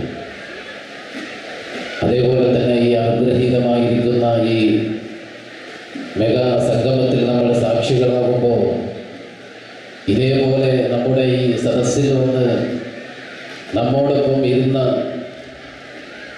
വളരെ സന്തോഷിക്കേണ്ട പലരും ഇന്ന് ആരാരുമില്ലാത്ത കബറാകുന്ന കല്ലറയിൽ ഏകാന്തരായി കഴിഞ്ഞുകൂടുകയാണ്. കാരുണ്യവാനായ റബ്ബുൽ ഇസ്സത്തായ തമ്പുരാൻ അവരുടെയൊക്കെ കബറിടങ്ങളെ അള്ളാഹു വിശാലമാക്കി കൊടുക്കട്ടെ. ആരുടെ നാമേധേയത്തിലാണോ നമ്മളിവിടെ സംഗമിച്ചതെങ്കിൽ ആ ബഹുമാനപ്പെട്ട സിദ്ദീഖ് ഹാജി എന്ന് പറയുന്ന അദ്ദേഹത്തിൻ്റെ ഖബറിലേക്കും അള്ളാഹു നമ്മൾ ചെയ്യുന്ന എല്ലാ സൽക്കർമ്മങ്ങളുടെയൊക്കെ പ്രതിഫലം അള്ളാഹു എത്തിക്കുമാറാകട്ടെ. നമ്മളിൽ നിന്ന് മരണപ്പെട്ടുപോയ ഉപ്പാപ്പമാരുണ്ട്, ഉമ്മാമ്മമാരുണ്ട്, ഭാര്യമാരുണ്ട്, ഭർത്താക്കന്മാരുണ്ട്, മക്കളുണ്ട്, സഹോദരങ്ങളുണ്ട്, ബന്ധപ്പെട്ടവരുണ്ട്, സ്വദേശത്തും വിദേശത്തുമുള്ള മക്കബറുകളിൽ അന്തിയുറങ്ങുന്നവരുണ്ട്. അല്ലാഹുവേ, അവരുടെയൊക്കെ അർവാഹുകളിലേക്ക്, അവരുടെയൊക്കെ ഖബറുകളിലേക്ക് നമ്മൾ ചെയ്യുന്ന ഹസനാത്തുകളുടെ സൽക്കർമ്മങ്ങളുടെ പ്രതിഫലങ്ങളെ നീ എത്തിക്കണേ എന്ന് ആത്മാർത്ഥമായി ദുആ ചെയ്യുകയാണ്. കുടുംബം അല്ലാഹുവിന് ഏറ്റവും ഇഷ്ടപ്പെട്ടതാണ്. കുടുംബജീവിതവും കുടുംബ സംഗമവും കുടുംബത്തോടെ സ്നേഹത്തോടുകൂടെയുള്ള ആ ഒരു ജീവിതവും ഒക്കെ അള്ളാഹുവിൻ്റെ ഭയങ്കര ഇഷ്ടമാണ്. അള്ളാഹുവിൻ്റെ ഹബീബിൻ്റെ ഭയങ്കര ഇഷ്ടമാണ്. നമ്മുടെ ജീവിതത്തിൽ ആ സന്തോഷമുണ്ടാകണം. ആരെയും ഒരു വാക്കുകൊണ്ടോ നോക്കുകൊണ്ടോ വേദനിപ്പിക്കാതെ, ആരെയും മാനസികമായി പ്രയാസപ്പെടുത്താതെ, നമ്മളെ കൊണ്ട് ആരും കണ്ണീർ കുടിക്കാതെ, എല്ലാവരോടും സ്നേഹത്തോടെ സന്തോഷത്തോടുകൂടെ സൗഹാർദ്ദത്തോടുകൂടെ പെരുമാറാൻ നമുക്ക് കഴിയണം. നമ്മുടെ ജീവിതം അങ്ങനെയാണ്. ഒരുപാട് പ്രശ്നങ്ങളും പ്രയാസങ്ങളും പ്രതിബന്ധങ്ങളൊക്കെ ഉള്ളവരാകാം. ജീവിതം എന്ന് പറയുന്നത് തന്നെ സുഖ ദുഃഖങ്ങളുടെ സമ്മിശ്രമാണ് ജീവിതം. സുഖങ്ങളുണ്ടാവും, ദുഃഖങ്ങളുണ്ടാവും. എല്ലാവർക്കും അല്ലാഹു ഒരേപോലെ സാമ്പത്തിക പുരോഗതി കൊടുത്തിട്ടില്ല. ചിലർക്ക് നല്ലതുപോലെ കൊടുത്തിട്ടുണ്ട്, ചിലരെ അല്ലാഹു സുബ്ഹാനഹു വ തആല സമ്പത്ത് കൊടുക്കാതെയും പരീക്ഷിക്കുന്നുണ്ട്. കഴിഞ്ഞുപോയ ജീവിതങ്ങളിലേക്ക് നോക്കിയിട്ട് നമ്മൾ നെടുവേർപ്പെടേണ്ടതില്ല. കഴിഞ്ഞുപോയത് കഴിഞ്ഞു. ജീവിതം എന്ന് പറയുന്നത് നമ്മൾ ഈ ജീവിക്കുന്ന ഈ കാലമാണ്. നമ്മൾ ഈ ശ്വാസോച്ഛ്വാസം നടത്തുന്ന ഈ സമയം, നമ്മൾ ഇടപെടുന്ന ഈ കാലം, ഈ സമയം, ഇതാണ് ജീവിതം. ഈ ജീവിതം സന്തോഷമാക്കണം. ഈ ജീവിതത്തിൽ നമുക്ക് സന്തോഷം പകർന്നു കൊടുക്കാൻ കഴിയണം. ഉള്ളതുകൊണ്ട് അല്ലാഹു തന്ന അനുഗ്രഹങ്ങൾ, അല്ലാഹു സുബ്ഹാനഹു വ തആല നമുക്ക് ചെയ്തു തരുന്ന സുഖങ്ങൾ, ആനുഭൂതികൾ, അനുഗ്രഹങ്ങൾ, അതെല്ലാം ആസ്വദിച്ചുകൊണ്ട് ജീവിച്ച് മരിക്കാൻ നമുക്ക് കഴിയണം. ധാരാളം ഉമ്മമാരുണ്ട് സദസ്സില്. ഉമ്മമാർക്കൊരു സ്വഭാവമുണ്ട്, വീട്ടിലൊക്കെ നല്ല നല്ല ഒരുപാട് സാധനങ്ങളൊക്കെ ഉണ്ടാവും. പക്ഷെ നമുക്ക് വീട്ടിലൊക്കെ ചെന്നാൽ ഒരു പഴയ ഗ്ലാസ്സിലും പഴയ പ്ലേറ്റിലായിരിക്കും നമുക്ക് ഭക്ഷണമൊക്കെ തരിക. നമ്മളൊക്കെ കിടന്നുറങ്ങുന്ന റൂമിൽ ഒരു പഴയ ബെഡ്ഷീറ്റ് ആയിരിക്കാം അവർ വിരിക്കുക. പുതിയ ബെഡ്ഷീറ്റ് ഉണ്ടാവും അലമാരയിൽ. നല്ല ഗൾഫിൽ നിന്ന് കൊണ്ടുവന്ന നല്ല ചൂട് നൽകുന്ന ബ്ലാങ്കറ്റ് ഉണ്ടാകും. അതൊന്നും നമ്മൾ ഉപയോഗിക്കൂല, നമ്മുടെ മക്കൾക്ക് കൊടുക്കൂല, പേരമക്കൾക്കൊന്നും കൊടുക്കൂല. ഇവിടെ ഉമ്മ പറയും അത് വിരുന്നുകാർ വരും അപ്പം എടുക്കാനാണ് പറയും. വിരുന്നുകാർ വരുമ്പോൾ അവർക്ക് വേണ്ടി ഉപയോഗിക്കാൻ. ഇവിടെ നമ്മൾ ആലോചിക്കണം, നല്ല നല്ല വസ്ത്രങ്ങൾ നമ്മൾ ഉടുക്കാറില്ല. അല്ലാഹു ചെയ്ത അനുഗ്രഹങ്ങൾ നമ്മളത് പ്രകടിപ്പിക്കാനില്ല. നമ്മൾ നല്ലത് ഉപയോഗിക്കുക, വീട്ടിലുള്ള നല്ല വസ്ത്രങ്ങൾ നമ്മൾ ഉപയോഗിക്കുക, നല്ല ഭക്ഷണങ്ങൾ കഴിക്കുക. വിരുന്നുകാരൻ നമ്മൾ തന്നെയാണ്, വേറെ വിരുന്നുകാരൊന്നുമില്ല. നാളെയുടെ അവസ്ഥ എന്താണെന്ന് നമുക്ക് പറയാൻ കഴിയില്ല. ഉറങ്ങാൻ കഴിഞ്ഞില്ല, ശബ്ദം ഭീകരമാണ്, നട്ടപ്പാതിരയുടെ കുറ്റക്കൂരിരുട്ടാണ്, ആകാശഗംഗയിൽ നിന്ന് തിമിർത്തു പെയ്ത മഴയാണ്, എല്ലാം തകർന്നു പോയി. എത്രയോ ജീവൻ പൊലിഞ്ഞു പോയി, ആ വെള്ളത്തിൽ ഭീകരമാം കല്ലും മുള്ളും മരവും ചെളിമണ്ണാൽ ഒരു നാടേ ഒലിച്ചു പോയി. ഇത്രയുള്ളൊരു മനുഷ്യന്റെ ജീവിതം, ഹൃദയാന്തരങ്ങൾ കൊണ്ട് നടക്കുന്ന ആഗ്രഹങ്ങളെല്ലാം തന്നെ നിമിഷാർദ്ധങ്ങളെ കൊണ്ട് എല്ലാം ചാമ്പലായി പോകുന്ന നിമിഷം. ഇവിടെയാണ് ഈ പോക്കാട്ടിങ്ങൾ മേഘാ കുടുംബ സംഗമത്തിന്റെ സാക്ഷികളാകാനെത്തിയ പ്രിയപ്പെട്ട ഉമ്മമാരോട്, സഹോദരിമാരോട്, സഹോദരന്മാരോട് ഓർമ്മപ്പെടുത്താനുള്ളത് അള്ളാഹുവിന്റെ ഹബീബിന്റെ ഒരു സന്ദേശമാണ്. ഇത്തഖൂ ദഅവത്തൽ മദ്ലൂം, ഇത്തഖൂ ദഅവത്തൽ മദ്ലൂം. ആക്രമിക്കപ്പെടുന്നവരുടെ പ്രാർത്ഥന നമ്മൾ ശ്രദ്ധിക്കണം, സൂക്ഷിക്കണം. 19 വയസ്സ് പ്രായമുള്ള പ്രിയപ്പെട്ട സഹോദരി കഴിഞ്ഞ ദിവസമാണ് പത്രത്തിലൊക്കെ നമ്മൾ കണ്ടു ആത്മഹത്യ ചെയ്ത കഥ. എന്തിൻ്റെ പേരിലാണ് ആത്മഹത്യ ചെയ്തത്? എന്തിനായിരുന്നു ആ 19 വയസ്സ് പ്രായമുള്ള പ്രിയപ്പെട്ട പൊന്നുമോളി ഈ ലോകത്തോട് വിട പറഞ്ഞത്? ആ വീട്ടിലെ പരാക്രമങ്ങളായിരുന്നു, ആ വീട്ടിലുള്ള അംഗങ്ങളുടെ മാനസികമായിരിക്കുന്ന പ്രയാസങ്ങളായിരുന്നു. നിക്കാഹ് കഴിഞ്ഞ 20 ദിവസമേ ആയിട്ടുള്ളൂ. ആ പൊന്നുമോള് അമ്മായിമ്മയുടെ കാല് പിടിച്ച് പറഞ്ഞു, എത്ര എന്നെ ഒഴിവാക്കല്ലേ, എന്നെ ഒഴിവാക്കല്ലേ, എനിക്ക് 19 വയസ്സേ ആയിട്ടുള്ളൂ, ഈ 19 വയസ്സിൽ ഞാനൊരു ഡൈവേഴ്സ് ചെയ്ത ഒരു പെണ്ണായിട്ട് ജീവിക്കണമെന്ന് പറഞ്ഞ് അമ്മായിമ്മയുടെ കാല് പിടിച്ച് പൊട്ടിക്കരഞ്ഞപ്പോ അമ്മായിയുടെ മനസ്സറിഞ്ഞില്ല. അമ്മായിമ്മ പറഞ്ഞത്, കൂട്ടിക്കൊണ്ട് വന്നിട്ടൊന്നുമില്ലല്ലോ, നിക്കാഹല്ലേ കഴിഞ്ഞിട്ടുള്ളൂ, വേറെ കല്യാണം ആലോചിച്ചുകൂടെ എന്നാണ് അമ്മായിമ്മ ശ്രദ്ധിച്ചത്. ആലോചിച്ചു നോക്കണം നമ്മൾ. നിക്കാഹ് കഴിഞ്ഞ് 20 ദിവസത്തിനുള്ളിൽ അവർ പോകാത്ത സ്ഥലങ്ങളില്ല, താമസിക്കാത്ത സ്ഥലങ്ങളില്ല. ഒന്നിച്ച് ഒരുമിച്ച് താമസിച്ച പ്രിയപ്പെട്ട നവമിഥുനങ്ങൾ അവന്റെ ആഗ്രഹങ്ങളെല്ലാം തീർന്നപ്പോ അവസാനമായ പ്രിയപ്പെട്ട പൊന്നുമോളെ വലിച്ചെറിയുന്ന ആവശ്യങ്ങളെല്ലാം തീർന്നപ്പോൾ നമ്മൾ സാധാ വസ്തുക്കളെയൊക്കെ, വേസ്റ്റ് വസ്തുക്കളെയൊക്കെ തള്ളിക്കളയുന്ന ആ ഒരു പ്രതീതിയിൽ ആ പ്രിയപ്പെട്ട പൊന്നുമോളെ ഈ ലോകവുമായി എന്നേക്കുമായി വിട്ടുപിരിയാനൊരു കാരണക്കാരായവർ മാറിയെങ്കിൽ നമ്മൾ ആലോചിക്കണം. ആ പെണ്ണിന്റെ കവിൾത്തടത്തിലൂടെ കണ്ണുനീർ ഒലിച്ചിട്ടുണ്ടെങ്കിൽ ആ അമ്മായിമ്മ മരണത്തിന് മുമ്പായി കണ്ണീർ പൊടിച്ചിരിക്കും. അള്ളാഹു പാഠം പഠിപ്പിക്കും അവരെ. ആ പുതിയാപ്പിളയും പടച്ച തമ്പുരാൻ പാഠം പഠിപ്പിക്കും. ആരെയാണോ നമ്മൾ ആക്രമിക്കപ്പെട്ടത്, ആ ആക്രമിക്കപ്പെടുന്ന ആളുകളുടെ പ്രാർത്ഥന അവരുടെയും അള്ളാഹുവിന്റെ ഇടയിൽ ഒരു മറയുമില്ല എന്നുള്ളതാണ്. ഇത് ബറക്കത്തിന്റെ മാസമാണ്. അള്ളാഹുവിന്റെ ഹബീബ് ബറക്കത്തിന് വേണ്ടി ദുആ ചെയ്ത മാസമാണ് റജബും ശഅബാനും. ഈ ബറക്കത്തിന്റെ മാസത്തിൽ നമ്മൾ അള്ളാഹുവിനോട് ബറക്കത്തിന് വേണ്ടി ദുആ ചെയ്യുമ്പോൾ ആ ബറക്കത്ത് കേടുണ്ടാകുന്ന വിഷയങ്ങൾ നമ്മുടെ ജീവിതത്തിൽ ഉണ്ടാകാൻ പറ്റില്ല. നല്ലവരായി ജീവിച്ച് മരിക്കാൻ ശ്രമിക്കുക. നമ്മുടെ വേദിക്ക് നമുക്ക് വേണ്ടി നല്ലൊരു ഭാഷണം നടത്തപ്പെടുന്നു. നിരവധി വേദികളിൽ അദ്ദേഹത്തെ സുപരിചിതമാണ്. നിരവധി കുടുംബങ്ങൾക്ക് അദ്ദേഹത്തെ എന്നും അറിയാം. അതുപോലെ നമ്മുടെ ഈ പോകാട്ടുകൽ കുടുംബ സംഗമത്തിൽ അദ്ദേഹം നമുക്ക് വേണ്ടി ഒരു നല്ല ക്ലാസ് ഇവിടെ നടത്തപ്പെടുകയാണ്.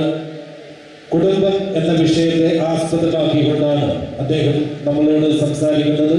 അതിനുവേണ്ടി ലുക്മാനുൽ ഹക്കീം അരീക്കോടിനെ വളരെ സ്നേഹിക്കുന്നു. അതിനു മുന്നോടിയായി ഒറ്റ കാര്യം ശ്രദ്ധിക്കുക. നമ്മൾ ഇരിക്കുന്ന ആളുകൾ പുറകിൽ ഒരുപാട് സീറ്റ്, നമ്മുടെ മുൻവശത്ത് സീറ്റ് സുഹൃത്തുക്കൾ ഒഴിവുണ്ടെങ്കിൽ എല്ലാവരും ആ സീറ്റിലേക്ക് കയറി നല്ല അച്ചടക്കത്തോടെ ഇരിക്കുക. നമ്മുടെ അവരുടെ ക്ലാസ് എല്ലാവരും ശ്രദ്ധിക്കണമെന്ന് ഒരിക്കൽ കൂടി അഭ്യർത്ഥിക്കുന്നു.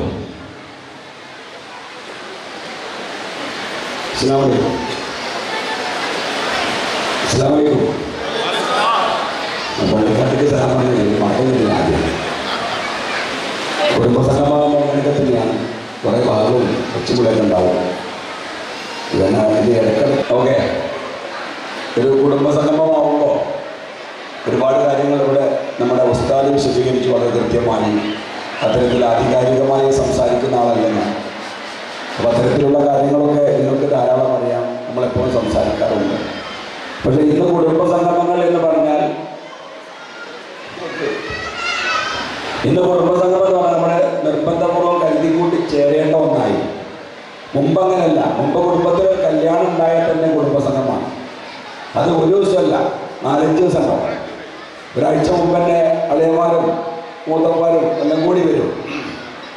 എന്നിട്ട് ഉള്ളതൊക്കെ പാടെ തിന്ന് കുടിച്ച് ഇവിടെ ഈന്തും പണ്ടാന്നറിയാം. ഈന്തും പണ്ടാൻ എത്ര ആൾക്കാർ ഇന്ന് കൈവക്കി കുറച്ചുകൂടി ആൾക്കൊക്കെ അറിയാം. ഒരു 10 കൊല്ലം കഴിഞ്ഞാൽ ഈ ആൾക്കാരുണ്ടാവില്ല. അപ്പം അതും അതിലൊക്കെ ആ നാട്ടിലുള്ള സാരിയെല്ലാം കൂടി വായ്പാക്കി കൊണ്ടുവന്നിട്ട് നമ്മൾ ഒരു ബന്ധലൊക്കെ കിട്ടി അങ്ങനെയൊക്കെ നമ്മൾ ചെയ്തത്. പക്ഷെ ഇന്നതല്ല. ഇത് കല്യാണമൊക്കെ തന്നെ ആൾക്കാർക്ക് വേറെ എന്താ പറയുക ഈവൻറ്റ് മാനേജ്മെൻറ്റുകാർക്ക് കൊടുക്കില്ല എന്ന് പറഞ്ഞ് പ്രത്യേകം ഉണ്ടാക്കേണ്ട കാര്യമില്ല. വീട്ടിൽ എന്തെങ്കിലും ഒരു കാര്യം ഉണ്ടായാൽ തന്നെ അറിയാതെ അതൊരു കുടുംബസംഘമായിട്ട് മാറും. വിളിച്ചവരും വിളിക്കാത്തവരും എല്ലാവരും വന്ന് കൂടി അതൊക്കെ വിജയിപ്പിച്ചിട്ടേ പോവുള്ളൂ. പക്ഷെ ഇന്നതല്ല. ഇന്നിപ്പോൾ കല്യാണം ആണെങ്കിൽ തന്നെ നമ്മളൊന്ന് ഈവൻറ്റ് മാനേജ്മെൻറ്റിനെ ഏൽപ്പിക്കുകയാണ്. ഞാൻ നാളെ ഒരു കല്യാണത്തിന് പോയപ്പോൾ നിങ്ങൾ കണ്ടിട്ടുണ്ടാവും. അവിടെ നമ്മൾ സ്വീകരിക്കാൻ പോലും വിളിച്ചാളില്ല. അതിനൊരു പെൺകുട്ടീനാക്കിയേക്കാം. നമ്മൾ തിരിച്ചാൽ ആളാക്കിയേക്കാം. 2000 രൂപയൊക്കെ കൂടി നമ്മൾ ചിലപ്പോൾ തിരിച്ചാൽ നമ്മളെ ഭക്ഷണം കഴിക്കാൻ അങ്ങോട്ടൊക്കെ ആക്കാം. ഈവൻറ്റ് മാനേജ്മെൻറ്റ് ചെയ്തത് ഓരോ കുറ്റം പറയാൻ വയ്യ. കാര്യം ഉച്ചയ്ക്ക് ശേഷം ഓരോ ക്ലാസ്സാണുള്ളത്, ഓരോ പരിപാടിയാണുള്ളത്. അതുകൊണ്ട് ഓരോ തീർത്തരാൻ വയ്യ നടന്നോണ്ടേ. പിന്നെ നമ്മളെന്താ സംഭവം വെച്ചാൽ ഒക്കെ ഒരു കാട്ടിക്കൂട്ടലായി. പക്ഷേ കുടുംബസംഗമം നടത്തേണ്ട ആവശ്യങ്ങൾ എന്താണെന്നുള്ളത് കുറഞ്ഞ വാക്കിൽ പറഞ്ഞ് നമുക്ക് അവസാനിപ്പിക്കാം. അതിലൊന്ന് നമ്മൾ കുടുംബത്തിൻ്റെ പൈതൃകത്തെ അറിയലാണ്. മുൻപ് ഒരുപക്ഷെ ഈ കുടുംബത്തിൻ്റെ മുൻ ചരിത്രം പരിശോധിച്ചാൽ നമുക്കും നമ്മുടെ പുതിയ തലമുറക്ക് അഭിമാനിക്കത്തക്ക രീതിയിലുള്ള ഒരുപാട് കാര്യങ്ങളുണ്ടാവും. പല ആളുകളും സ്വാതന്ത്ര്യ സമരത്തിൽ പങ്കെടുത്തിട്ടുണ്ടാവും. പല ആളുകളും വലിയ കർഷകരുണ്ടാവും. അല്ലെങ്കിൽ പഴയ കാളൂട്ടുകാരുണ്ടാവും. അല്ലെങ്കിൽ ഏതെങ്കിലും കായിക താരങ്ങൾ, ഫുട്ബോൾ താരങ്ങൾ, ഇങ്ങനത്തെ ആൾക്കാരൊക്കെ ഉണ്ടാവും. ഇതൊന്നും നമുക്ക് ഓർമ്മ ഉണ്ടാവില്ല. മുമ്പൊന്നും അത് ഡോക്യുമെൻ്റ് ചെയ്യുന്ന പരിപാടിയൊന്നുമില്ല. ഓരോരുത്തരും ജീവിച്ചു മരിച്ചു പോലാണ്. അതുകൊണ്ട് കുടുംബസംഗമത്തിൽ ചെയ്യേണ്ട പണി ഇതിന് തൊട്ട് മുമ്പുള്ള 2-3 തലമുറകളെ കുറിച്ച് അറിയലാണ്. ഇത് പറയാൻ കാരണം പുതിയ തലമുറ പഴയ തലമുറകളെ പതുക്കെ വിട്ടുപിടിച്ച് തുടങ്ങിയിട്ടുണ്ട്. അതിപ്പോൾ നമ്മളും അതിൻ്റെ കുറ്റക്കാരാണ്. പുതിയ കുട്ടികൾക്ക് നിങ്ങൾക്ക് കേൾക്കണ്ടല്ലേ? എനിക്കൊന്നും കേൾക്കില്ല. ഞങ്ങളല്ല അവരോടല്ല, അതല്ല സാങ്കേതികമല്ല അവിടെ. ഞാൻ കേൾക്കുന്ന ആവാക്കല്ല. അവിടെ നിന്ന് ഭയങ്കര ബഹള ഞാൻ കേൾക്കും. ഏതായാലും സാറല്ല എനിക്ക് പറയല്ലേ പറഞ്ഞ് ഞാൻ പോവാം. അപ്പം പഴയ ആളുകൾ പുതിയ സ്കൂളിൽ പോയി ആ ക്ലാസ് എടുക്കാൻ നിങ്ങൾ വെറുതെ പറയണല്ല. ഒരു കുട്ടീനോട് വലിയാപ്പാൻ്റെ പേര് ചോദിച്ചപ്പോൾ കുട്ടിക്ക് പറയാനറിയില്ല. വലിയ സ്കൂളാണ്, വലിയ നാട്ടിൽ ടൗണിലാണ്. ആകെ റെസിഡൻഷ്യൽ സ്കൂൾ 100 കുട്ടികളാണ്. അപ്പോൾ ഒരു കുട്ടിയെ എനിക്ക് മനസ്സിലായിച്ചാൽ ഓലെ വലിയാപ്പാനൊക്കെ എനിക്കറിയാം. ഗ്രാമപ്രദേശത്തു നിന്ന് പഠിച്ചിട്ടുണ്ടായതാണ്. വാപ്പ വലിയ പോസ്റ്റിലൊക്കെ ആയിട്ട് ടൗണിലേക്ക് വന്നതാണ്. അപ്പോൾ ആ ടൗണിലെ സ്കൂളിലാണ് കുട്ടി പഠിക്കുന്നത്. അപ്പോൾ വലിയാപ്പാനെ എനിക്കറിയാം. അപ്പോൾ ഞാൻ കുട്ടിയോട് ചോദിച്ചു വാപ്പാൻ്റെ പേരെന്താ? ഇന്നതാണ്. ഇപ്പോൾ എന്താ ചെയ്യണം? അപ്പം വലിയ പോസ്റ്റും കാര്യമൊക്കെ പറഞ്ഞു. വലിയാപ്പാൻ്റെ പേരെന്താ ചോദിച്ചു. എവിടെ സ്ഥലം? അപ്പോൾ സ്ഥലം പറഞ്ഞു. വലിയാപ്പാൻ്റെ പേരെന്താ ചോദിച്ചു. അപ്പോൾ കുട്ടിക്ക് പറയാറില്ല. ഞങ്ങൾ അപ്പാപ്പ എന്നാ വിളിച്ചു, എന്തോന്ന് പറഞ്ഞു. അപ്പോൾ നമുക്കിത് കേൾക്കുമ്പോൾ അത്ഭുതം തോന്നും. ഞാൻ ചോദിക്കട്ടെ, വലിയാപ്പാൻ്റെ വാപ്പാൻ്റെ പഠിത്തമൊക്കെ അറിയും? ഓക്കെ സൂപ്പായി പോകും. 10 തലമുറയുടെ പേരറിയാവുന്ന കുഞ്ഞിക്ക് എന്നെ കഴിച്ചിലാക്കിയൊരു സന്തോഷം. 4ാമത്തെ വാപ്പാടെ എനിക്കറിയില്ല, ഞാൻ കേട്ടിട്ടുള്ളൂ. എൻ്റെ വലിയാപ്പാൻ്റെ വാപ്പൻ്റെതാണല്ലോ. എൻ്റെ അപ്പുറത്തൊക്കെ അറിയില്ല. ഞാനൊരു തമാശയിൽ ചോദിക്കൽ രാഹുൽ ഗാന്ധിയുടെ വാപ്പാരൊക്കെ ചോദിക്കും ഞങ്ങൾ കുഞ്ഞിക്കൊക്കെ അറിയത്. പക്ഷേ രാഹുൽ ഗാന്ധിയുടെ വാപ്പാരൊക്കെ പറഞ്ഞില്ലേ നമ്മൾ ആകെ 10 വാപ്പാര് 20 വാപ്പാരെ കൊണ്ട് പറഞ്ഞ നബീനെ പറ്റിയാ മദ്രസിൽ അവരുടെ വാപ്പ ഓർമ്മല്ലേ മദ്രസ് പോയില്ലേ? അതിനുശേഷം പിന്നെ നമ്മൾ പഠിച്ചിട്ടില്ല. ഇപ്പം രാഹുൽ ഗാന്ധിൻ്റെയും രാജീവ് ഗാന്ധിൻ്റെയും ഇന്ദിരാഗാന്ധിൻ്റെയും നെഹ്റുവിൻ്റെയും മോത്തിലാൽ നെഹ്റുവിൻ്റെ കഥയൊക്കെ നമുക്കറിയാം. പക്ഷെ നമ്മൾ സ്വന്തം ഇല്ലാപ്പാൻ്റെ 4 5 പറഞ്ഞാൽ നമുക്കറിയില്ല. അപ്പോൾ ഇവിടെ 10 തലമുറ അറിയാം എന്നുള്ളത് ഒന്ന്. അപ്പോൾ ആ ഭാഗം ക്ലിയറായി. രണ്ടാമത്, അവരിൽ നിന്നും നമുക്ക് പ്രചോദനം ഉൾക്കൊള്ളാൻ എന്തുണ്ട്, അതിൽ നിന്നും എത്ര നന്മകൾ നിങ്ങൾ എടുത്തു, ഇതാ ചോദ്യം. എല്ലാത്തരം ആൾക്കാരുണ്ടാവും, എല്ലാ കുടുംബം എല്ലാവരും എല്ലാം നല്ലത് ചെയ്തു എന്നൊന്നും അവകാശപ്പെടുന്നില്ല. പക്ഷേ അവരിൽ നിന്ന് എടുക്കേണ്ട കാര്യങ്ങളുണ്ട്. അവരുടെ നല്ല നല്ല തീരുമാനങ്ങളുടെ ഭാഗമാണ് ഇന്ന് നിങ്ങൾ ഇവിടെ ഇരിക്കാനുള്ള കാരണം. ഞാൻ ചോദിക്കട്ടെ, നിങ്ങളെ വല്യാപ്പാക്ക് എത്ര കുട്ടികളുണ്ടായിരുന്നു? വല്യാപ്പാക്ക് എത്ര കുട്ടികളുണ്ടായിരുന്നു? പറഞ്ഞോളി. വല്യാപ്പാക്ക് എത്ര മക്കളുണ്ടായി? 7 10 8 2 18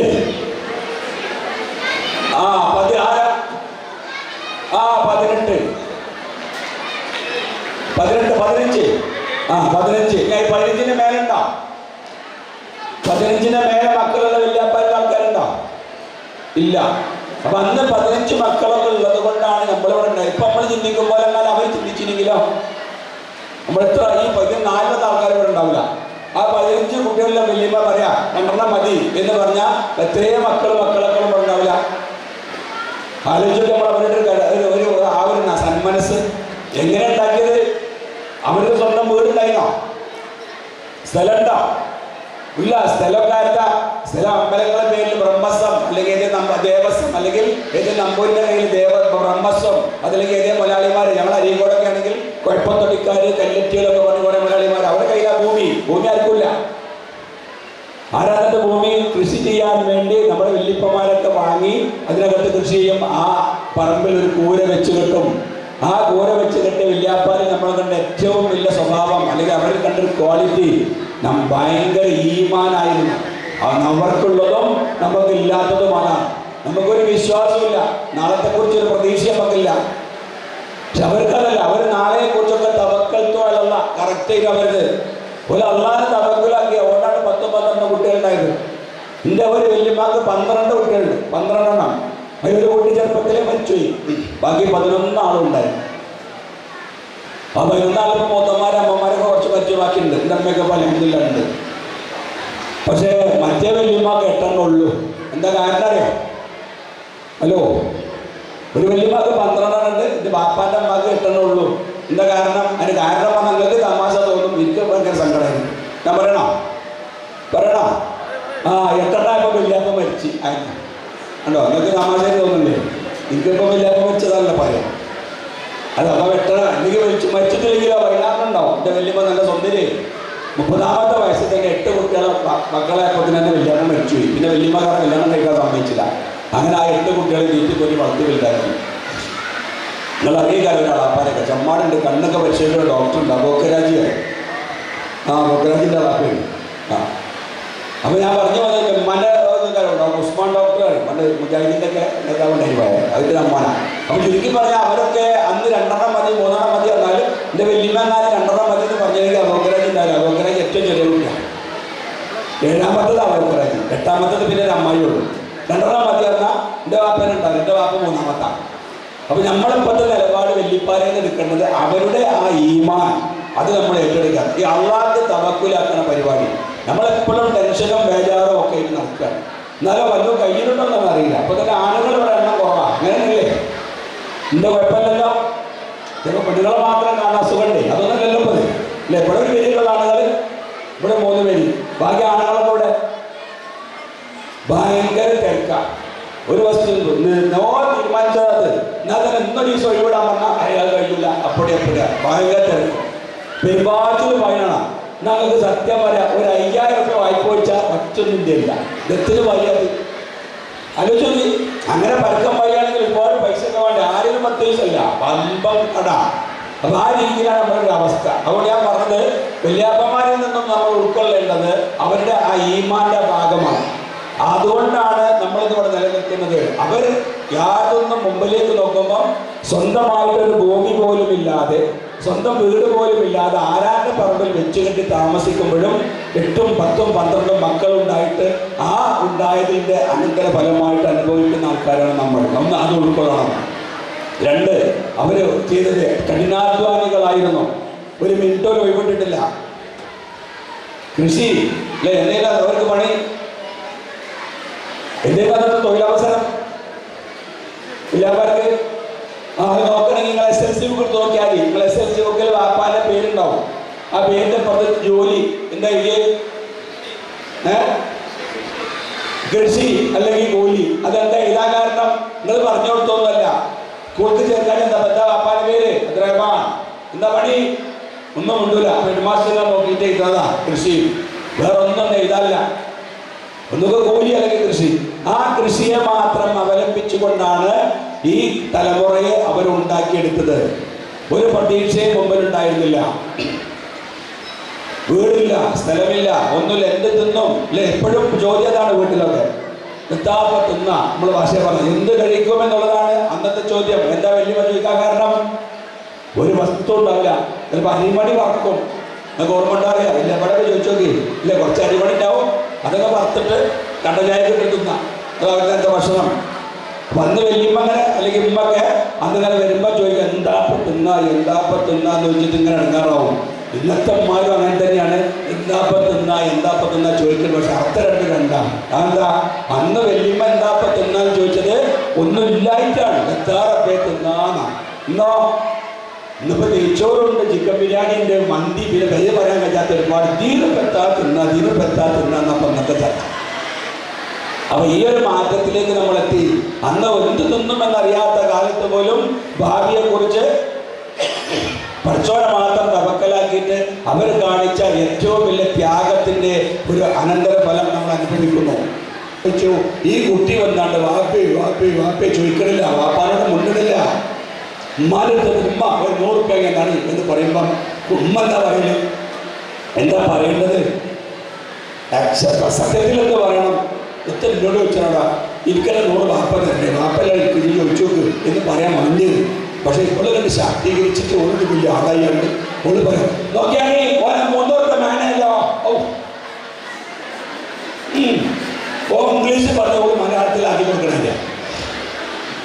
പക്ഷെ കഴിഞ്ഞാൽ പ്രശ്നം. എന്നാ അപ്പ വാപ്പ എന്ത് ചെയ്യണം? അങ്ങനെ ചോദിച്ചാൽ വാപ്പ എന്താ ചെയ്യേണ്ടത്? ഞാനൊക്കെ എൻ്റെ കുട്ടിയോട് പൈസ ചോദിക്കുന്നത് എനിക്ക് ബേജാറാണ്. അത് ഞാൻ എൻ്റെ അടുത്തോ അകലാന്നതിൻ്റെ അർത്ഥം. അപ്പൊ ഇങ്ങനെ മകനെ 100 രൂപ വേണമല്ലോ എന്ന് ചോദിച്ചാൽ അപ്പൊ വാപ്പ ഇലേറെ വലിയ അപ്പോഴെങ്കിലും വാപ്പ ചോദിക്കാൻ ഇടക്ക് പൈസ ചോദിക്കില്ല. അപ്പൊ ഉമ്മ എത്തിനാ സ്കൂൾ കൊടുക്കാനാണല്ലോ.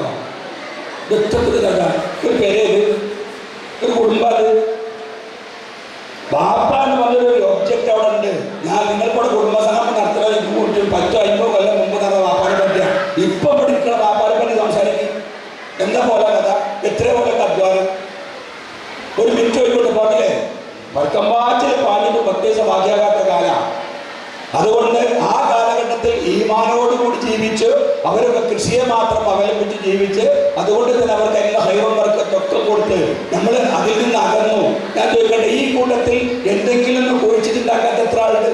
ഒരു തൈ കുഴിച്ചിടാത്ത ആൾക്കാർ കുഴിച്ചിട്ടണോ?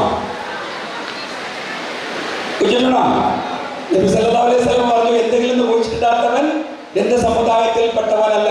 ഹദീസ് കേട്ടിട്ടുണ്ടെങ്കിൽ ഈ കൂട്ടത്തിൽ കുഴിച്ചിടാത്തവരുണ്ടെങ്കിൽ രണ്ടാമത്തെ കഴിയുമ്പോൾ ചെല്ലിക്കൊള്ളു. ഒരു വേഗം പോയി കുഴിച്ചിടാൻ നോക്കി. നമ്മൾ വല്യാപ്പൊക്കെ 10-12 കുട്ടികളൊക്കെ തീറ്റിപ്പോറ്റത് ആ കുഴിച്ചിട്ടേപോലെ മാത്രമാണ്. കൃഷി മാത്രമുള്ള ഈ അവലംബം.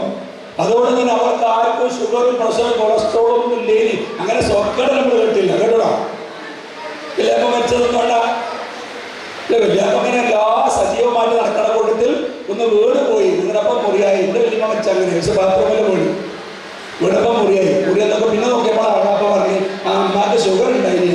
ഒരു ചെറിയ വർത്താനം ആയി വരുന്നുള്ളൂ. ഇപ്പം അതല്ല. ഇപ്പം മരിക്കാൻ കാരണമായ അസുഖ കൂട്ടത്തിൽ എല്ലാവർക്കും ഉണ്ട്. ഇങ്ങനെ കൊണ്ടെടുക്കാം. മുമ്പതല്ല. അപ്പൊ വ്യാപാര കൃഷിയാണ്. ഞാൻ ചോദിക്കട്ടെ, എന്തുകൊണ്ടാണ് കൃഷി നമ്മൾ അവലംബിക്കണമെന്ന് പറയാൻ കാരണം? രണ്ടുമോ മതപരമായ കാരണങ്ങൾ മാത്രമല്ല, സാമ്പത്തിക കാരണങ്ങളുണ്ട്, ആരോഗ്യപരമായ കാരണങ്ങളുണ്ട്. ഞാൻ ചോദിക്കട്ടെ, മനുഷ്യനെ സൃഷ്ടിച്ചത് എന്തുകൊണ്ടാണ്? ഹലോ, ഞാൻ മൈക്കെടുത്ത് ഇങ്ങോട്ട് നിന്നത് ഇന്നൊന്നുകൂടി പറയണം. മനുഷ്യനുണ്ടാക്കി എന്തുകൊണ്ടാ? മണ്ണുണ്ട്, ഉറപ്പല്ലേ? നീ മാറ്റി പറയത്തില്ല. ഓക്കെ, ഈ കാറും ലോറിയൊക്കെ ഉണ്ടാക്കിയതാ, കാറും ബസ്സൊക്കെ ഉണ്ടാക്കി എന്തുകൊണ്ടാ? ഇരുമ്പ്. ഓക്കെ, അങ്ങനെയാണെങ്കിൽ കാറും ബസ്സൊക്കെ കേടുന്ന നന്നാക്കേണ്ടത് എന്തുകൊണ്ടാ? ഇരുമ്പോണ്ടുണ്ടാക്കിയ കാറ് കേടുന്ന നന്നാക്കൽ എന്തുകൊണ്ടാ നന്നാക്കണം? ഇരുമ്പുണ്ട്. അപ്പൊ മണ്ണോണ്ടുണ്ടാക്കിയ മത്സരത്തെ പറ്റിയ നന്നാക്കേണ്ടത് എന്തുകൊണ്ടാ? ഉണ്ടത് മനുഷ്യനുണ്ടാക്കിയ മണ്ണുകൊണ്ടാണ്, കാറുണ്ടാക്കിയത് ഇരുമ്പോണ്ടാണ്. ഇരുമ്പിന്റെ കാറിന്റെ പ്രശ്നം പറ്റിയ സ്പെയർ പാർട്സ് എന്തുകൊണ്ടുണ്ടാക്കണം? ഇരുമ്പോണ്ടുണ്ടാക്കണം. അപ്പൊ മണ്ണുകൊണ്ടുണ്ടാക്കിയ മനുഷ്യന്റെ തകരാറ് പറ്റിയ എന്തുകൊണ്ടുണ്ടാക്കണം? പറ. മണ്ണുണ്ട്. അപ്പൊ മണ്ണ് കഴിയുമ്പോ മണ്ണ് തിന്നേ മനസ്സോണ്ടോ? അങ്ങനെയാണ് മണ്ണോടെ ഉണ്ടാക്കി. എന്നാ മണ്ണുകൊണ്ട് തന്നെയാണ്. അതെങ്ങനെയാ അറിയോ? മണ്ണ് കൊണ്ടുണ്ടാക്കിയ മനുഷ്യനെ എന്തെങ്കിലും കുഴപ്പമുണ്ടെങ്കിൽ നന്നാക്കാനുള്ള സാധനം മണ്ണിലേ ഉള്ളൂ. ആ മണ്ണിലുള്ള സാധനങ്ങൾ തടിമക്ക് എത്തിക്കാൻ വേണ്ടി അല്ലാഹു സുബ്ഹാനഹു നൽകിയ അനുഗ്രഹത്തിന്റെ പേരാണ് കൃഷി. നമ്മൾ എന്തെങ്കിലും ഒരു സാധനം കുഴിച്ചിട്ടാൽ അതിന്റെ വേരിലോ തട്ടിലോ തൊലിയിലോ കായലോ ഇലയിലോ പൂവിലോ ഒക്കെ ആയിട്ട് അത് ഭക്ഷണം തരും. അതുണ്ടാക്കുക, പറിച്ചെത്തുന്ന. നല്ല മുരുകനില തന്നാൽ നല്ല കണ്ണിന് കാഴ്ച ഉണ്ടാവും. നല്ല ചീരനില തന്നാൽ നല്ല ചോര ഉണ്ടാവും. നല്ല കോപ്പർ, അല്ലേ? കോപ്പർ എന്നൊക്കെ പറഞ്ഞ സാധനം നമുക്ക് വേണമല്ലോ. ഹൃദയത്തെ നന്നായി പഠിക്കണമെങ്കിൽ കോപ്പർ വേണം. കോപ്പർ എന്താ? ചെമ്പാണ്. വയറിൻ്റെ ഉള്ളിൽ ചെമ്പ. അപ്പൊ വീട് കാണിന് വയറത്ത് തോന്നില്ലേ? അല്ല. അപ്പൊ കോപ്പറുള്ള ഭക്ഷണമുണ്ട്, അത് കഴിക്കണം. ക്യാരറ്റ്, ഇത് ഒരുപാടുണ്ട്. വിഷയാദില്ലാത്തതിലേക്ക് പോകില്ല. അപ്പൊ ചുരുക്കി പറഞ്ഞാൽ കൃഷിയിൽ നിന്നും നമ്മൾ അകന്നതോടുകൂടി നമ്മുടെ സാമ്പത്തികവും പോയി, ശാരീരികവും പോയി. വില്യാപാരം ചെയ്തത് കൃഷിയായിരുന്നു എന്നതേക്കൂ. അതുകൊണ്ടാണ്. പക്ഷേ ഇപ്പോഴത്തെ കാലത്ത് നമ്മൾ കൃഷിയിൽ പോവുകയും ധാരാളം മക്കളും നമ്മുടെ അടുത്ത് നിന്ന് പോയിക്കൊണ്ടിരിക്കുകയാണ്. അതാണ് നമ്മുടെ വിഷയം. അവിടെ മക്കളോട് നല്ല രീതിയിൽ പെരുമാറാൻ നമ്മൾ കുറ്റക്കാരൻ പോലും നല്ലൊരു നല്ല പറഞ്ഞു. നമ്മളാകെ ചെയ്യണം. ഇന്നത്തെ കുടുംബ സംഗമത്തിൽ 2-3 കാര്യങ്ങൾ തീരുമാനിക്കേണ്ടതുണ്ട്. അതിലൊന്ന് മക്കളോടുള്ള കാര്യമാണ്. രണ്ടാമത്തത് ബുദ്ധിമുട്ടുണ്ടോ? ഓക്കെ അല്ലേ? നിങ്ങൾ പുതിയ ആപ്പിളെ കുറിച്ചുണ്ട് മോത്തുക്കൊക്കെ വർത്താനം പറയുന്നോ?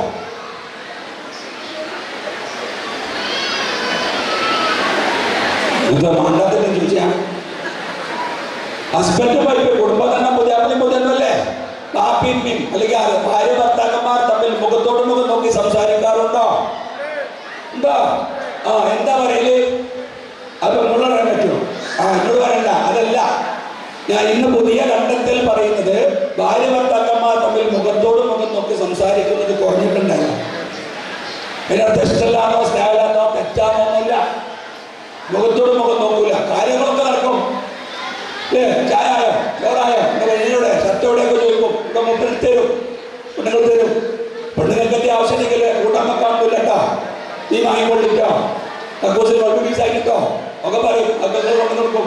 ഇങ്ങനെ ഒരു കുടുംബജീവിതമാണ്. മുഖത്തോട് മുഖം നോക്കലില്ല. അതുകൊണ്ട് ഇന്ന് നമ്മളൊരു തീരുമാനം എടുക്കാൻ പോവാണ്. നിങ്ങളുണ്ടോ? ഹലോ, ഇന്ന് രാത്രി കുടുംബസംഗമം കൈ ചെല്ലുമ്പോൾ എങ്ങനെയാണ് കിടക്കുക എന്നറിയില്ല. ഒരാൾ ബെഡിൽ കിടക്കും, മറ്റേ വന്ന് വാതിൽ കുറ്റിടും. എന്നിട്ട് ലൈറ്റ് ഓഫ് ആക്കി കിടക്കുമ്പോൾ പറയാം, ഓഫാക്കല്ലേ ഇവിടെ വന്ന് ഇരിക്കുകയല്ല. പെണ്ണുങ്ങൾ ബെഡിൽ കിടക്കും, പുതിയാപ്പള വാതിൽ കുറ്റിട്ട് ലൈറ്റ് ഓഫ് ആക്കുമ്പോൾ പെണ്ണുങ്ങൾ പറയാം, ഓഫാക്കല്ലേ ഇവിടെ ഇരിക്കുകയല്ല. എന്നിട്ട് പുതിയാപ്പളുടെ മുഖത്തേക്ക് നിന്ന് നോക്കാം. ഒക്കെ തിരിച്ചാ നോക്കല്ലാതെ ഇപ്പോൾ എന്താ നോക്കിയാൽ ആക്കിയ നോക്കിയാൽ പറയാൻ പറ്റുമോ? പുതിയാപ്പളുടെ മുഖത്തേക്ക് നിന്ന് കുറച്ചേരം നോക്കിയാൽ ഉണ്ടാവും. നോക്കിയില്ലല്ലോ. നോക്കിയാലും അറിയണ്ട, ആരുമില്ല. എന്നാ ഞാൻ പറയണ്ടോ? എന്താ പറയാ? ഞാൻ പറഞ്ഞുതരാം. നോക്കിയാൽ നോക്കുള്ളൂ. ഒരു കുറച്ചറിയില്ല. ആണോ? അല്ലേ? ആണെങ്കിൽ രണ്ടാമത് ചോദിക്കാം, നമ്മളെ കാര്യങ്ങൾ പറയാം, നമ്മളെ കുടുംബത്തിൻ്റെ കാര്യങ്ങൾ സംസാരിക്കാം. നമ്മളെ കുട്ടികളൊക്കെ വലുതായി വരില്ലേ, കുറച്ച് പൊന്നും ഉണ്ടാക്കണ്ടേ എന്ന് ചോദിച്ചാൽ എന്തായിരിക്കും ചോദിക്കാം? എൻ്റെ രൂപത്തിൽ പറയാം, ഉണ്ടാക്കണം. ഇങ്ങനെ എത്ര മിനിറ്റ് വർത്താനം പറഞ്ഞ് പോകാൻ പറ്റും? ഒരു പുതിയാപ്പളി പുതിയ കണ്ണിൽ വർത്താനം പറഞ്ഞിട്ട് അവരാന്റെ കാര്യം മാത്രം പറഞ്ഞാൽ എത്ര നേരം ആ സംഭാഷണം മുന്നോട്ട് പോകും?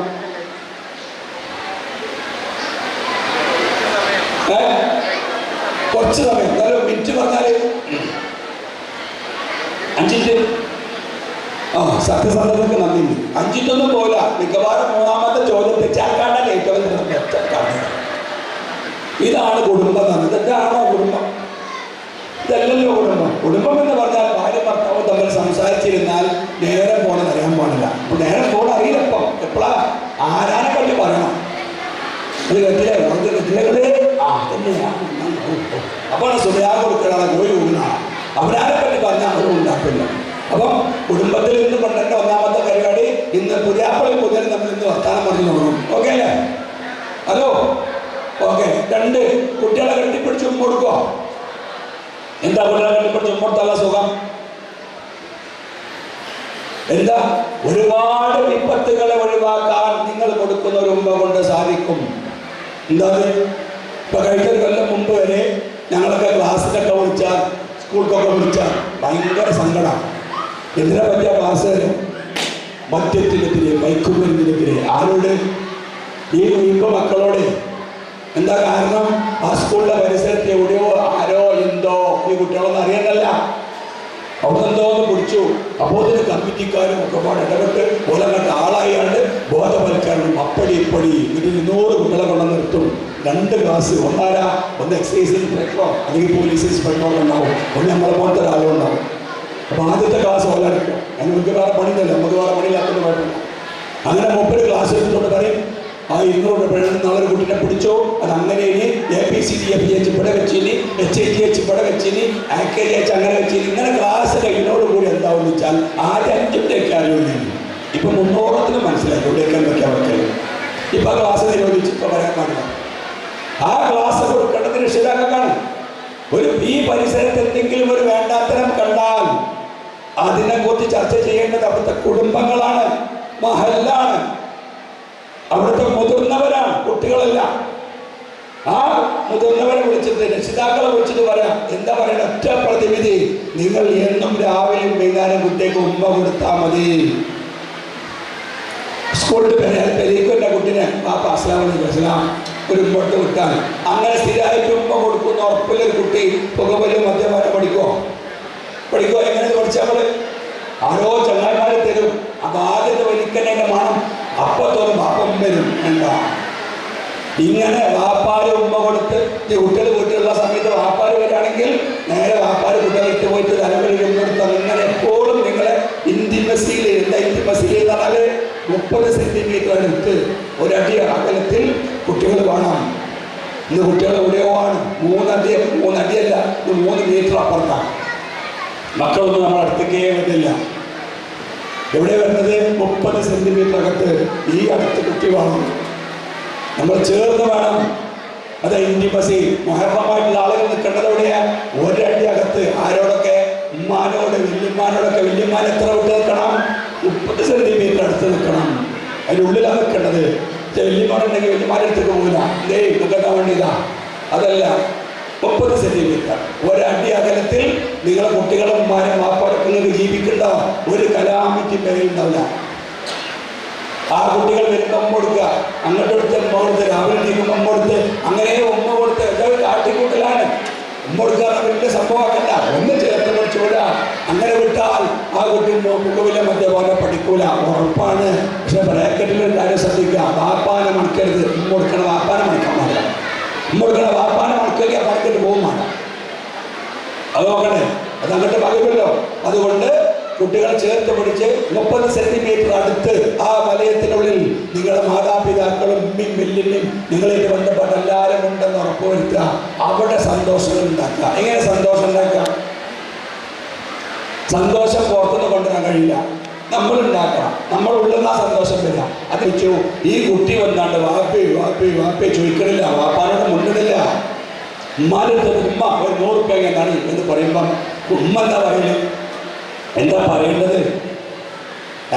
സത്യത്തിൽ എന്ത് പറയണം? എത്ര എന്നോട് ചോദിച്ചാടാ എനിക്കെല്ലാം 100 വാപ്പ തന്നെ, വാപ്പല്ല എനിക്ക് നീ ചോദിച്ചു നോക്ക് എന്ന് പറയാൻ മഞ്ഞത്. പക്ഷെ ഇപ്പോഴും കണ്ട് ശാക്തീകരിച്ചിട്ട് ഓരോട് വലിയ ആളായിട്ടുണ്ട്. ഓള് പറയും നോക്കിയാണേ ഓനെ 300 രൂപ വേണമല്ലോ. ഓ ഇംഗ്ലീഷ് പറഞ്ഞ ഓൾ മലയാളത്തിലാക്കി കൊടുക്കണില്ല. പക്ഷെ കഴിഞ്ഞാൽ പ്രശ്നം എന്നാ അപ്പ വാപ്പ എന്ത് ചെയ്യണം? അങ്ങനെ ചോദിച്ചാൽ വാപ്പ എന്താ ചെയ്യേണ്ടത്? ഞാനൊക്കെ എൻ്റെ കുട്ടിക്കോട് പൈസ ചോദിക്കുന്നത് എനിക്ക് ബേജാറാണ്. അത് ഞാൻ എൻ്റെ അടുത്തോ അകലാന്നതിൻ്റെ അർത്ഥം. അപ്പൊ ഇങ്ങനെ മകനെ 100 രൂപ വേണമല്ലോ എന്ന് ചോദിച്ചാൽ അപ്പൊ വാപ്പ ഇല്ലാതെ വലിയ ഗൗരവത്തിൽ 100 രൂപ. എന്നാ അപ്പോഴെങ്കിലും വാപ്പ ചോദിക്കാൻ എന്തിനാ പൈസ ചോദിക്കില്ല.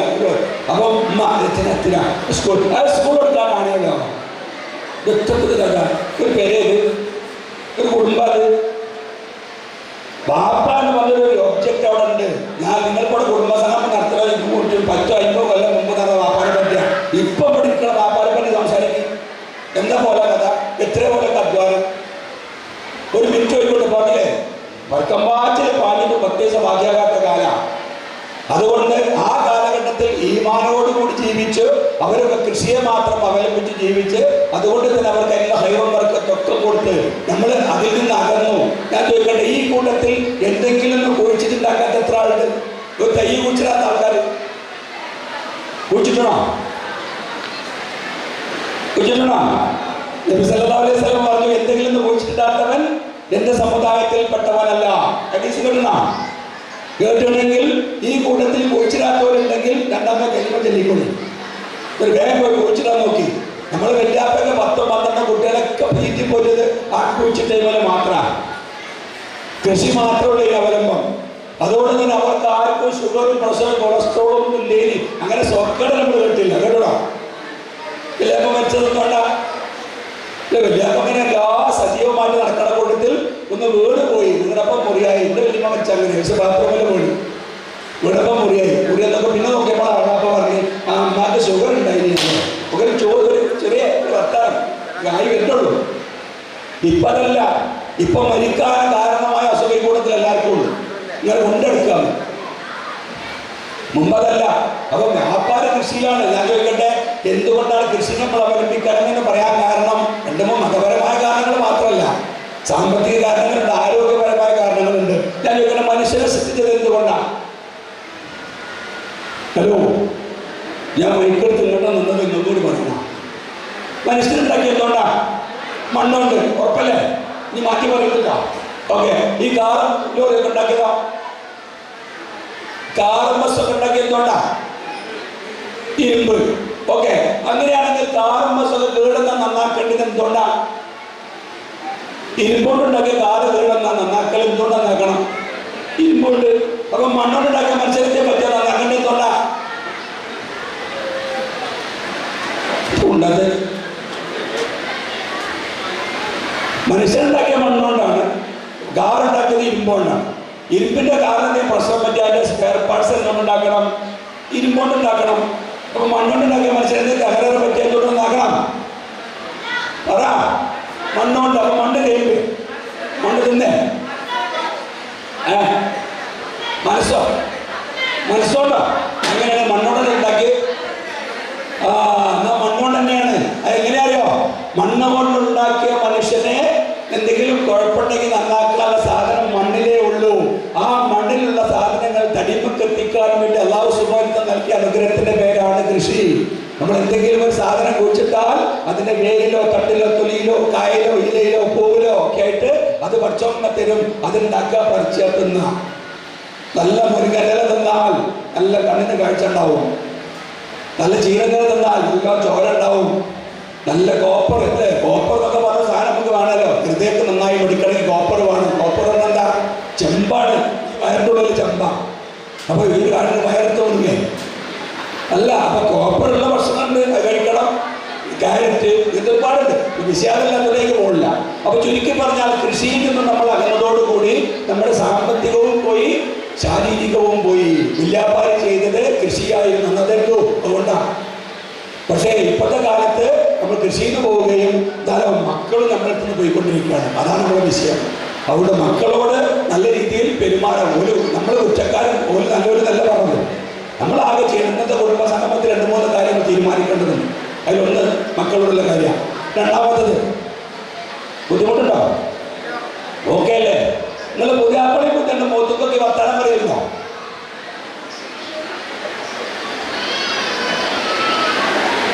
ഇത് മാണ്ടാത്തന്നെ ചോദിച്ചാ ഹസ്ബൻഡ് വൈഫ് കുടുംബം തന്നെ പുതിയാപ്പിളി പുതിയല്ലേ കാപ്പിയും അല്ലെങ്കിൽ ഭാര്യ ഭർത്താക്കന്മാർ തമ്മിൽ മുഖത്തോട് മുഖം നോക്കി സംസാരിക്കാറുണ്ടോ?